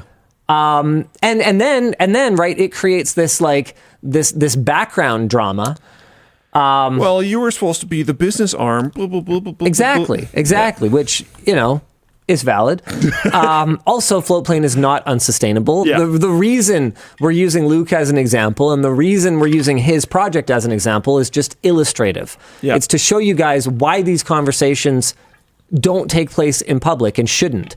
And just because we've made mistakes in the past doesn't mean that we should just continue to make them in the name of like what? Morbid curiosity? Like that's not a good reason. So I'm really sorry to have disappointed some of you. Looking at the comments from last week's WAN show, quite a few members of our community were extremely upset. And I think that a big part of that is on me. I should have explained this in more detail. I do this thing sometimes where I think that stuff is sort of self-evident. And it's not, because people live in all kinds of different places around the world where laws and norms are different. People come from all different walks of life. People have their own value systems. So to me, this one was obvious based on all the experience that I've had doing it the other way and seeing what an absolute clusterfuck it is. You guys don't have that experience, so you didn't know. This isn't a choice that helps. I don't benefit from not offering explanations or justifications for the actions of our team or our company. That doesn't help me. When the rumor mill swirls because I can't give additional details about something, I don't benefit, guys. But it is a choice that is designed not for my benefit, not for your benefit. It's designed to minimize the impact on our team members, both current and former. Don't expect this policy to be altered going forward. Because you'd be wrong. Cool. Good chat. Yeah. Do you want to talk about full screen ads for Copilot Plus PCs on Windows 10? So sick. This is pretty cool. Microsoft is aggressively prompting Windows 10 users to upgrade, employing full screen ads that highlight Windows 11 features, particularly those on Copilot Plus PCs. These ads coincide with the approaching end of free security updates for Windows 10 in October 2025, while an extended security update or ESU program exists for a fee. The ads predominantly push new PC purchases. This aggressive marketing tactic isn't new for Microsoft. They've used similar methods for past OS upgrades, sometimes just forcing them on you anyways. And users can still upgrade to Windows 11 directly on compatible PCs as an alternative. Discussion question is, where's the limit? Every mainstream non-Linux operating system, and even some of the Linux-based ones, would fall under the definition of adware at this point. Yeah, definitely. Where's my iPhone? Here, hold on. I haven't used macOS. Do they have ads baked into macOS? I have literally, check this out. Hold on. I've used macOS, but not actively. Give me a sec. Check this out. I didn't notice any. I have left them because I wanted to remember how many there were. macOS doesn't have ads, so that's not correct. I have 3. macOS never prompts you to like buy iCloud. Are you sure? No, what I'm saying, okay, fair enough. What I'm saying is that Windows has other ads. Well, here. Windows bakes in ads from everybody. It's not even just their own stuff. Yeah, I'm sorry, but I don't draw a distinction. That's fair enough. Okay, so on iOS right now, my Apple account suggestions, I have 3 persistent notifications in my settings app for this. My iPhone's not backed up. Okay, that's valid. However, my second notification is your iPhone can't be backed up. Upgrade for $1.29 a month. And then my third notification is some iCloud data isn't syncing, which again is related to me not having enough storage, which they have kindly offered to solve for me for money. And then that is how that would work. I have 3. Well, no, they could allow me to quickly and easily for free? back up to my NAS or my computer. Remember, can you do that in another way with a third-party app? Maybe. But I don't have an ad from Apple about that. Apple doesn't notify me that that's a possibility. So is this in your settings thing? Yeah. I don't know. It's right. It's in my. Well, no, I got notifications for them at some point. Okay. Oh yeah. Okay. And then I have 3 notifications for services included with purchase. Let's see. What do I have? I get Apple TV free for 3 months. I get Apple News Plus. So it's the Plus. purchase of the phone. Yeah. But of course, I'm going to have to sign up for a subscription that is going to. It's a very generous 3 months. Thank you very much for after my $1,100 or $1,200 phone or whatever this is. But I'm going to end up with subscriptions at some point. People are really mad about you. I bet about you thinking that like they shouldn't offer. Or okay, hold on. Okay, guys, no. I am not necessarily saying that Apple should be. Oh no, I think they should be forced to present me with an alternative option. No, actually, no. I do. You know what? I do think that. One person's just particularly mad because Apple's limit has been 5 gigs basically forever, and they've done that intentionally, knowing that you're going to have to buy. Yeah, but they don't have to provide that. No, but I think the thing that is bad is that they don't give me a free alternative. If they're going to give you a native notification, yes, and not give a free alternative, that's pretty annoying. If it's just in your settings thing and it's like, hey, you could do this, that's not too big of a deal to me personally. Well, but giving you notifications, breaks that line. Especially because you used to be able to quickly and easily just plug a cable into your computer and back up to iTunes. Yeah. But no. They want you to buy cloud storage now. People are saying you can back up your phone over USB still. So I guess the frustrating thing is just that they aren't presenting that. Oh, apparently Apple's being sued over this in the UK. Oh, that's hilarious. Okay, so I was... you can still use iTunes. So that's good. They just don't tell you. So back to what I said in the beginning, I think they should present you with the free option. Yeah, cool. Rather than just saying, hey, oh no, oh my God, your iPhone's not backed up. Buy cloud storage from us. Mm-hmm. Wow. Good guy, UK. Good job. Well, that's a valid reason to want USB 3 on the iPhone. I actually didn't really think about that when we talked about the original implementation of USB-C on the iPhone 15 family. I didn't think about faster backups with the Pro versions that have, I believe it's 5 gigabit per second, right? Is it 5 or 10? I think it's 5. Pixel bugs you to buy drive storage. But one kind of point that I will give to them, and I don't know if iOS does this, is it will also suggest that you delete old photos that it thinks are just of garbage. If it's like a parking location or something that you it doesn't think you need anymore, it'll be like, hey, you can get rid of all this stuff. Or hey, you haven't opened this app in a year, you should just uninstall it. It'll give you suggestions on reducing the amount of data that you have, which I think is kind of neat. But they do try to push you to buy more drive Kumo storage. Star in Floatplane Chat made a really good point. What's really ridiculous is they've had Time Machine on macOS for a bazillion years and didn't ever let you do that on the iPhone. There is absolutely no reason from an ecosystem user experience standpoint that I shouldn't be able to just arrive at home and my iPhone shouldn't just Wi-Fi sync to my Time Machine that I literally already have because I literally already have a Mac. Apparently Apple does that too. I don't know. I don't use iOS. I wasn't saying in contrast to Apple. I was just saying that I do like that they do that. Yeah, to be clear, we started this segment with every mainstream operating system is functionally adware now. Yeah. And it's really frustrating. Apparently you can Wi-Fi sync to iTunes. Well, why not Time Machine? Is there a reason to not be able to do that to my NAS that supports Time Machine? I don't know, man. It doesn't seem intuitive. No one's fighting that, Deep Blue. Deep Blue says, at Luke, why does the Pixel not prompt me to add a different cloud account like Dropbox or Nextcloud when I don't have enough drive storage? I'm not defending Google. This isn't man, you start talking about Android or iOS and people just immediately are like, this isn't Wi-Fi sync to iTunes one versus the other is apparently not automatic. And Archangel of Death says it would be too convenient of an alternative to buying more iCloud. Yes, that's the whole point. That's what we're trying to say. Also, I don't want to back up to my desktop PC because I don't want to have a RAID array in my desktop PC. I want to back up to my NAS. I want to use Time Machine.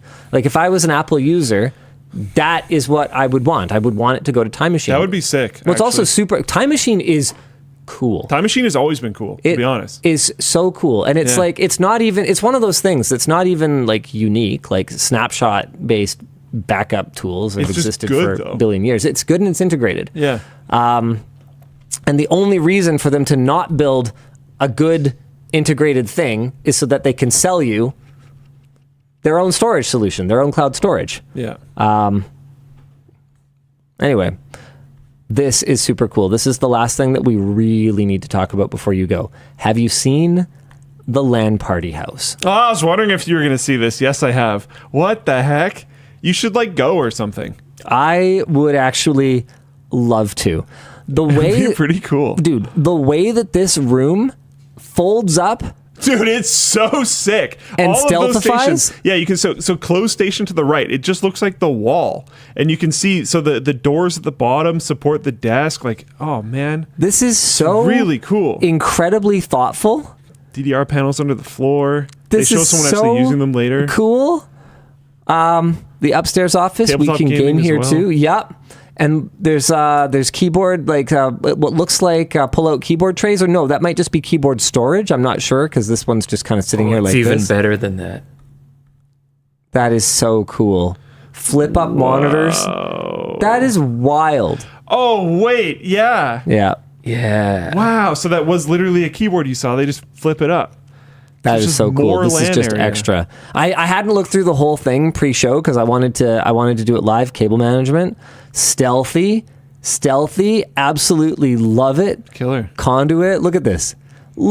They've got actual like cable trays up in the ceiling, just like you'd have in like a data center. Call rooms, like they're in an office. Look at this. That's so sick. Look at this. This is hilarious. 20 identical machines, personal desktops.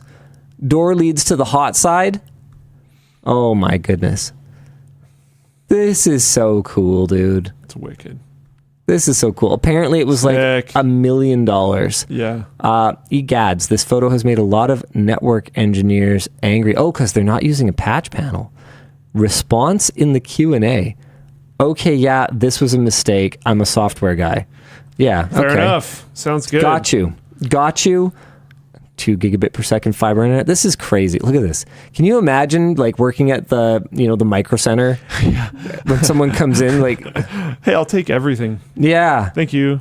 How many? I'd like to buy a 4070. How many? Yes. Yeah. That wow. was. I guarantee you that was fun as hell. Assembly. Yeah, man. Oh, dude, look at this space. It's just so.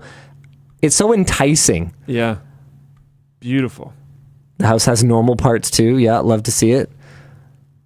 Dude, look at this. Yep. Cat door leads into the kids' bedrooms. I love it. I have wanted to do this since before we moved into our new place. Mm-hmm. Like little cat shelves and stuff on the wall. Just haven't gotten around to it. Apparently, one of their parents is like works in architectural design or something. Sorry? Cloudflare. Oh, no. I understand. Yeah. And kind of helped with this and has like designed some pretty cool stuff. Got a couple work from home call rooms. Clearly does a good job. Cat restrooms, like really? Man, seriously though, if I were to design my own house from scratch, I would 100% do it. If you never have to look at it and smell it, like, man, cats are like the best pets ever. The worst thing about them is the litter. Dude, so cool. Oh, it's space under the stairwells. Dude, I could totally convert one of those spaces in my place to a cat bathroom. Dude. The downstairs one, definitely. I should do that. And the main stairwell. I could totally make a little door in there, and I don't know how humans would access it, but cats definitely could.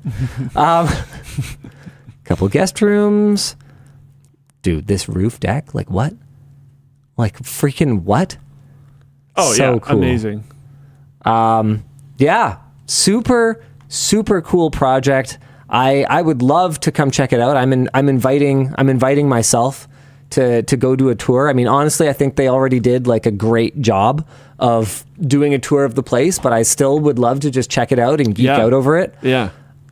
Incredible. Someone one-upped my house LAN center. Oh yeah, it's a great title. Yeah. Yeah, it's a great title. Sure, slightly better than that. And they didn't one-up it. They like kind of smashed it a little bit. Yeah. Like, I didn't even think about having people other than my family. I love how it just keeps going. They're like, oh, you thought we had one LAN center? No. Yeah. What about second LAN center? Like, it's crazy. I love it. So sick. It's impressive to see anyone that dedicated to pretty much anything. Yeah. And because it happens to be something that I think is super cool and I'm also into, it's that much cooler. Yeah. I think they did an amazing job of their setup. Do you need to go? You're like getting pretty anxious here, so that's fine. Get out of here. Okay. Get out of here. After dark, do you want to finish off the topics? What do you want to... Yeah, I'll finish off the topics and then we can do a couple merch messages. I guess it'll just be me and you, Dan. Let's see. Yeah, that works. There's only a couple. I'm so excited for this. Android will apparently finally be able to instantly log you into your apps on new devices. This has been a huge pain point for me because I have so many like accounts and two factors and dependencies that I basically cannot use a phone until probably 3 or 4 hours after I first start setting it up. And it's annoying because for my job, I switch phones a lot more than probably most people. And I get like anxiety when I need to switch phones. Google has announced Restore Credentials, which will allow apps to seamlessly log users into their accounts on a new Android device after a user restores their apps and data from a previous device. Oh, if they can do it in a way that's like secure. That's why I started looking at this. Luke, I'm so excited. I just can't hide it. I think this particularly for reviewers is going to be amazing. The user experience should be as if they had already been using the new device. They will even receive notifications from apps that have not yet been opened on the new device. How it works.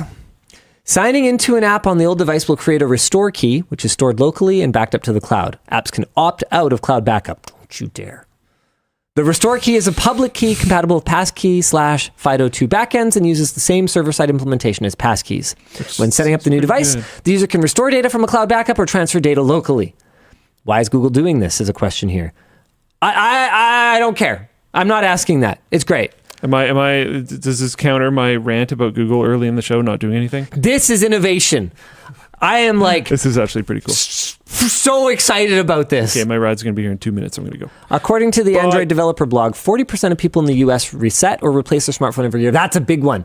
Forget even like getting a new phone. The number of device manufacturers where you're like, hey, I'm having a problem. And their immediate response is to reset the phone. It's like, do you have any idea how much homework you just gave me? Resetting my phone? That sucks. Resetting your device sucks. Anyway, they say that making the process of logging back into apps on a new phone much faster and easier will help avoid app abandonment and user churn. Okay, well, that part of it I'm not that into. If it's just to like make sure I keep paying my subscriptions like a good little boy, but whatever. I still love it. Oh, hold on. The Android developer blog. Apparently, the 40% is probably an overestimate. Our notes here say that's probably incorrect. Various statistics have it at more like 10 to 20% max. But anyway, I'm in that 10 to 20%. And so I'm extremely, extremely excited about this. And I can't overstate how excited I am about it. Our last topic, which I'm less excited about, is Microsoft Ignite 2024. There is some good stuff. Microsoft announced the Windows Resiliency Initiative. Quick machine recovery allows IT admins to remotely apply fixes to PCs that can't boot. So this is in response to the CrowdStrike issue earlier this year. Windows 11 Enterprise now supports hot patching in public preview. No reboot required. Okay, that is pretty cool. Administrator protection. Standard users can temporarily gain admin privileges by authenticating with Windows Hello and more. And then next up, we've got the Windows 365 Link. This is a little less exciting. A $350 Edge PC that only serves as a client to access a Windows 365 Cloud PC. It supports dual 4K monitors, has 4 USB ports, an Ethernet port, Wi-Fi 6E, and Bluetooth 5.3, and will be available in April 2025. My only question is, why does this need to exist in a world where the Mac Mini also exists? Cloud-powered performance. The Mac Mini is a rippin' fast PC for, yes, more, but I would say considering that it is a full-fat, like, awesome PC for that price is a lot more compelling. But hey, we'll see how it goes. We'll see how it goes. Microsoft also announced new AI-powered customizable Copilot agents that are rolling out in Microsoft 365, aka Office, like the Facilitator agent, which can take real-time notes during Teams meetings and chats, which is in public preview now. We use a third-party tool for that, so this is actually kind of useful for us. Interpreter agent, which provides real-time speech-to-speech interpretation during meetings, even optionally simulating the user's voice, public preview in early 2025. And an employee self-service agent, which can answer common policy questions and facilitate tasks related to HR and IT. Okay, maybe I'm getting more excited. It was just the Windows 365 link that I was like, eh. Because Microsoft 365 is all Copilot-ified, Microsoft is adding a little Copilot badges to the app icons for Word, Excel, PowerPoint, etc. And best of all, they're changing the Microsoft 365 logo to something pretty similar to the Copilot logo, but with an M365 badge. This is a terrible logo. Oh, wow. It says, please watch this 10-second clip with audio to hear Ignite attendees' enthusiasm for this change. Sure. You've got some audio playing, so mute something else first. Yeah, I will do that. Give me 1 sec. I would imagine they're going to sound about like what I just sounded like looking at that logo. I had not seen that yet, and it is not very good. Here we go. All right, 10-second clip. Dan, should it work? Yep. Okay, here we go. Icon to the new Microsoft 365 Copilot icon. Oh boy. You will Wow! Oof. That was the shortest polite applause that I think I have ever heard at a keynote. Wow. This last part is actually super cool. Also rolling out now for MetaQuest 3 and 3S users is the ability to access a local or cloud-based Windows instance and interact with multiple virtual monitors. Whew. That's looking pretty cool, and comes at a much lower price than an Apple Vision Pro and a MacBook. So I can see people being pretty stoked on that one as well. Good gravy. Was that ever savage, though? Wow, I think I might even as much as I don't like it, I think I could probably muster a little bit more fake enthusiasm than that. Yikes. All right, why don't we switch over to WAN After Dark, Mr. Dan Besser? Can do. Whoa, we need to switch the WAN show to this time forever. Our concurrents on YouTube are like 15%, 20% higher than usual. That's higher than very high. I'm showing 16. Oh, no, there we go. Everybody stop watching. Yeah, we should do that. Oh man, I don't want to get up early on Fridays though. Me too. This sucks. It's actually 5,000. YouTube there's an error. Yeah, it's a reporting error. It's a reporting error. The dashboard is broken. Exactly. Oh crap. Okay. You know what's funny is we always did it at the later time because, I don't want to make anyone else feel unappreciated, but we always did it at the later time because the Australian crew was like so into being able to catch WAN show and so vocal about it that we picked the afternoon on Fridays because it would be not a work night for the East Coast in North America, so they could kind of stay up and watch it. And it would be in the morning for the Australians to watch. And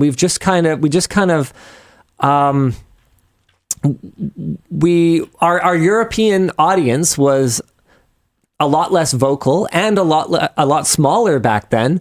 And so we have always been kind of Aussie accommodating. And maybe it's because, I don't know, maybe it's because I kind of think of Australians as probably one of the closest cultures to Canada. Maybe I felt like some kinship, we're both kind of like... They're like Sorry, but with spiders. Yeah, we're still kind of Commonwealth, but like, kind of King Charles, like, I don't know. We always kind of seemed on the same page about things, but, yeah, this is a lot higher viewership than usual. I hadn't looked at the analytics. I hadn't at all. either. Yeah, no, this is concerning. Huh. Outlier?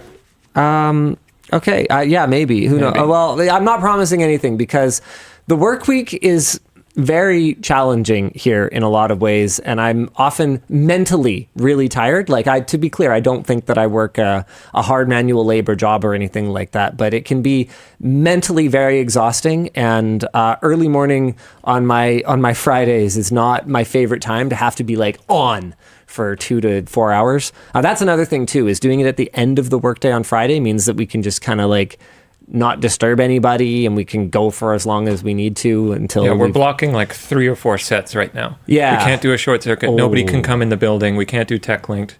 Nobody can be upstairs. Why do you keep moving yourself? You're my only co-host right now, Dan. Oh yeah, I keep forgetting about that. I should try and move the camera over slightly if I can do that with this. Might not be a terrible idea. Anyway, yeah. So, okay, I didn't consider that. So there definitely won't be any changes anytime soon. But yeah, I'm definitely liking y'all hanging out with us. That's pretty cool. It's kind of fun. All right, want to hit me with a handful of merch messages, and then I guess we should get out of people's way. Yeah, probably. Let's see. With graphics card running hotter and the 4090 already being a 60 millimeter thick, will we eventually see tower coolers as standard? Would you consider janking one together for a current or next gen? I mean, dude, I would have, a few short years ago, I would have said, no, that's just a silly mod that people do. And we're always going to need to keep our slots open for additional add-in cards. And what add-in cards do people even install anymore? What are we supposed to... Like most motherboards, like they high-end motherboards. This is a funny thing. It used to be. Pisses me off so much. Dude, remember when high-end motherboards had more PCIe slots? Yeah, I will pay more for extra because I need a lot of PCI cards sometimes. Yeah. Now it's like I have actually one. Yeah, basic boards, especially like MATX. MATX is one that drives me absolutely bonkers because the high-end ones will remove PCIe slots, but they're not even full-size ATX boards, so they don't have like 5 or 6 M.2 slots on them. So I'm sitting here going, what did you do with the lanes? Yeah. Why am I paying extra for this if you're not putting like a PLX chip on it and giving me all the slots? Like, what happened? Basic MATX boards have all the slots. What's happening here? Exactly. And so, yeah, now that this trend of people only install GPUs in their systems because GPUs cost so much we can't afford other cards, just not the real reason. But I don't know, might be a contributor. I don't know. I mean, what I will say is that I wouldn't be surprised if 5090 coolers are about the same size as 4090 coolers, even with the rumored increase in TDP. And the reason for that is that the rumor is that 4090 coolers were designed for a much higher TDP because NVIDIA kind of rug pulled their board partners on what the exact heat output of the card was going to be. So I don't think they're going to get bigger in the next generation. But with that said, man, I don't think anything's off the table anymore. Oh, man. Dude, how cool would it be, Dan, if we had... I guess I should look this way at you, even though you're physically over there. Yeah, sure, that works. Oh, my goodness. How cool would it be if we had a standard where you're kind of like the old trash can Mac Pro, right? Where you've got your CPU socket, and then you've got your GPU, and the die is on the top, and you could just do like a gigantic combo cooler and then just have like front to back airflow that goes right through it. Yeah, I'd like that. Or That'd be sick. Like you could have your CPU cooler here and then maybe another thing that kind of wraps around it. Yeah. Right? So you can still remove them. Or you could move the CPU socket more to the right of the board. Yeah. And then you could, because you'd have such a large cooler, like a GPU, even though it kicks out so much heat, is a larger die. It's easier to move the heat away from. So you could cool your smaller die CPU, where you really need that temperature differential between the air and the fins, or rather, and the processor itself, and then you could take that semi-heated air, blow that through like a large cooler for the GPU. So you could either do them serial, or you could do them like split. Like you could have the CPU on the one side and the GPU on the one side, and then you could just have like a tunnel that you're blowing air down that kind of cools each on both sides. Or I think probably the most effective design would be like the trash can, which really did a great job of removing that much heat for its size and for its noise. And then you would just have like heat pipes coming off the GPU, heat pipes coming off the CPU into just like a great big fin stack. That would be freaking cool. Yeah, maybe we should start seeing like, CPU chips just come as a chip. When can we get GPUs that do that? Oh, it's never going to happen. I know, it would be nice. Never going to happen. I think what pisses me off mostly about the new motherboards these days is, again, lack of PCI lanes. PCI Gen 5 came out, all the boards put it on it. It has like 1,000 PCI Gen 4 lanes. What speed do GPUs run at, Linus? PCI Gen 4 times 8? For now. I would like to see... I'd like to see the desktop use the additional bandwidth of PCI Gen 5 differently. I would actually, rather than see a PCIe by 16 GPU slot, I would like to see everyone get together and kind of go, hey, can we all acknowledge that 16 current generation lanes is utterly unnecessary?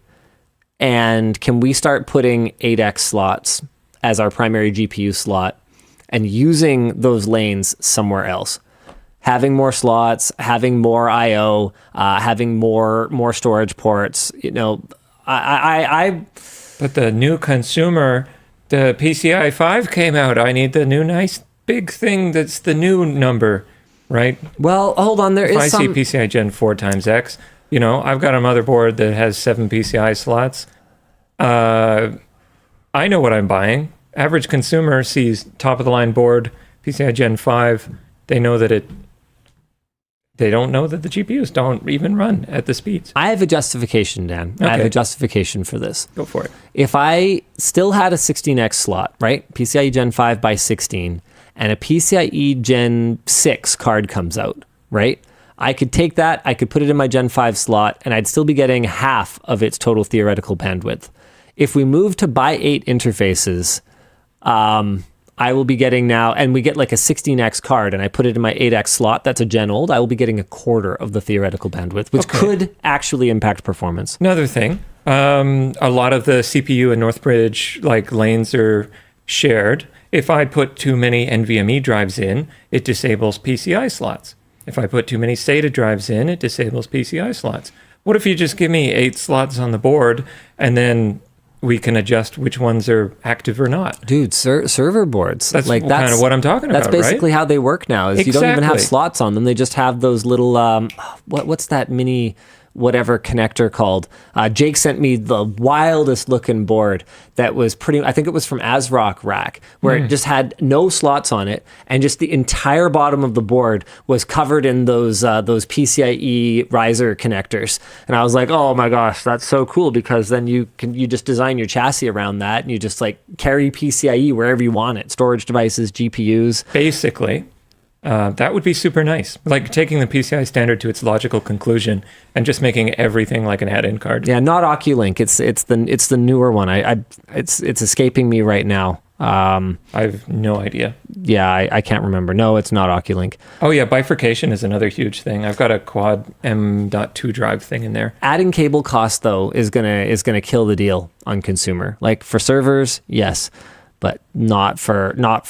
Yeah, but it gives manufacturers the opportunity to sell more dongles. Yeah, I mean, Think of the dongles, they Linus. might like it. They'll love it. They'll push it for just that. I think it would really change case design. That would be super cool if all of a sudden you could kind of like creatively mount cards anywhere. Yeah. But looking at how little adoption we've seen for PCIe risers, like it's still niche in the small form factor space, or like the vertical mounts. Like it's still, I would say, at most probably 1% of PCs if you factor in pre-builds, probably less. Like I just don't think most people are going to be willing to absorb that additional cost. Probably not. All right, what else we got today? Okay, thanks for the early show. Now I can watch it work, since I work in a data center myself. I love that video tour. Was there anything that you learned that you want to apply to your home's pool loop? Those leak detection cords are super cool, like being able to know exactly where it is. But no, the cost of implementing things the way that they do them is why we didn't do it that way. It's not because we like didn't think of it. It's super cool to like see it all done right. I'd say the one thing that we are legitimately considering, because we've had multiple power outages here at the office in the last couple of weeks because of storms in the southwestern BC area, is diesel generator backups. We're getting pretty darn tired of our power going out. But like we can't afford to have, an on-site, fuel purifier, and like, so it's going to be someone's job to micromanage, like making sure we have non-stale diesel fuel on site all the time. And I'm just looking at it going, we can barely keep our snackies drawers stocked. And that's not because, people like, do a bad job or something. It's just because like we've got a lot going on, and it's easy for just in case we need it stuff to fall by the wayside when something else is happening, right? So I understand. Especially if you can't even keep snackies in stock, which are extremely visible. Oh yeah, okay, you know why the snackies aren't in stock right now? Yeah, Canada sure. Post strike.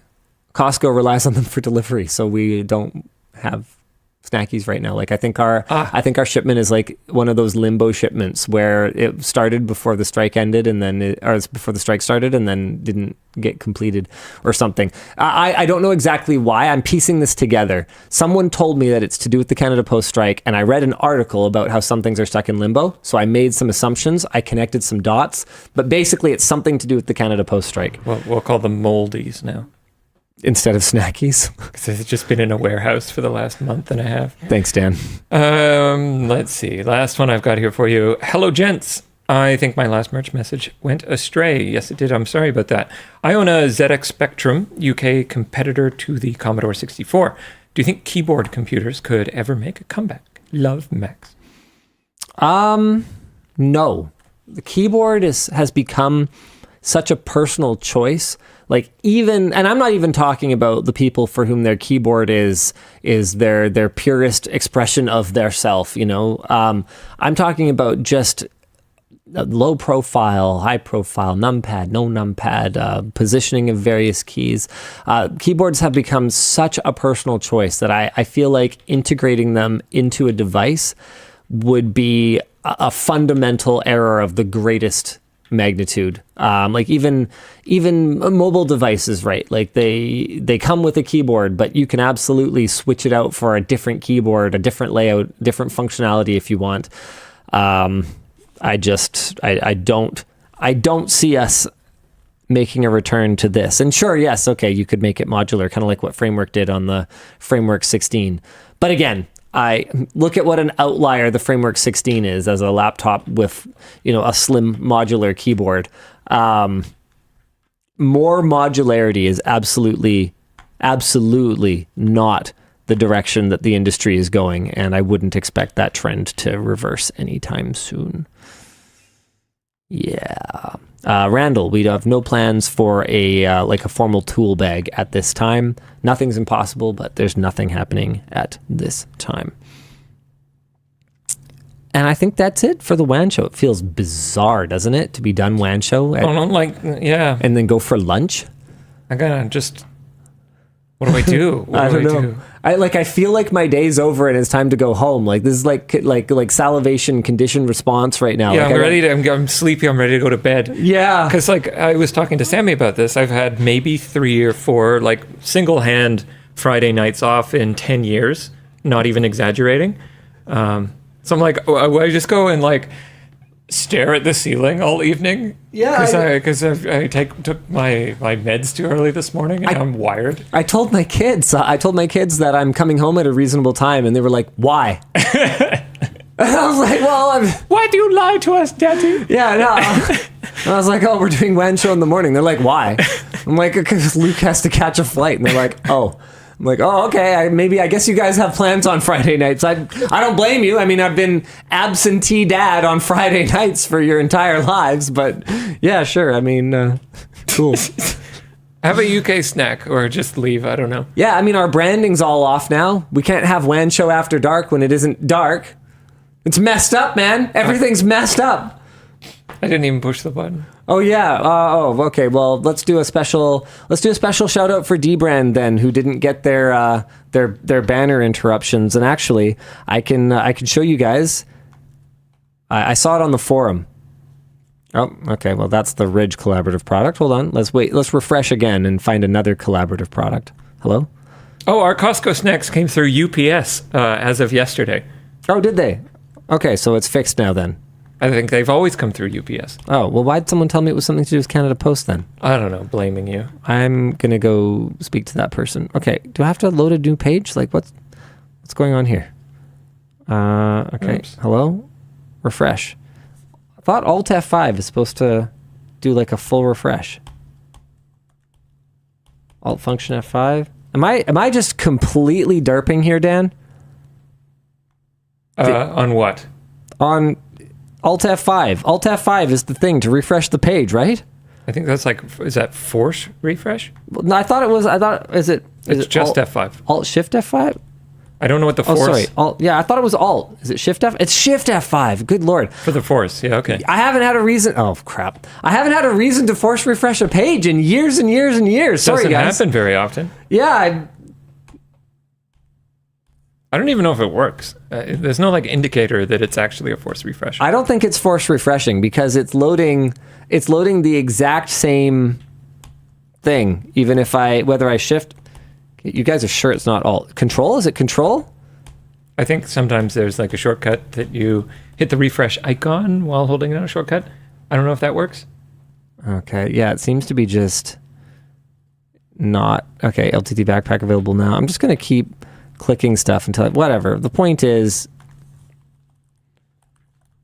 we finally launched.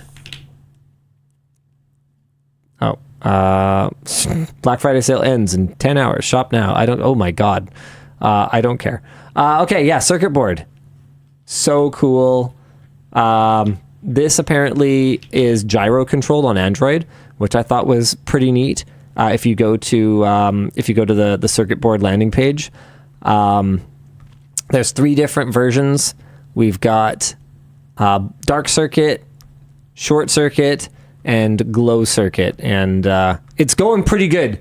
People are pretty into the design, so guys, you can check that out. Our skin partner dBrand. There you go. All right, I think that's pretty much it. We'll see you guys again next week. Same bad time, same bad channel. Oh crap! What you should do is we should pull up a video. No, we got this. You gonna call him? Yeah, I was freaking out. I don't know what's gonna happen. This is hilarious. For the first little while before I synchronized my contacts on the iPhone, Luke was still in my address book as Slick, and so I didn't realize that. I went to call him with voice in my car, and I was like, "Call Luke Lafreniere," and it's like, "Sorry, who?" And I'm like, "Call Slick," and it goes through. I kind of want to put him back in my address book as that. Hello? Hey, bye. Bye.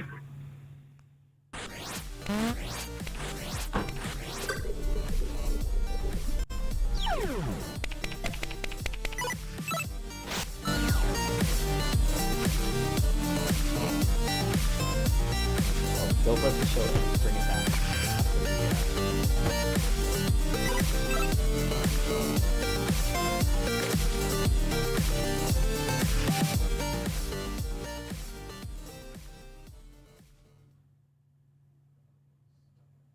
I have made a terrible mistake.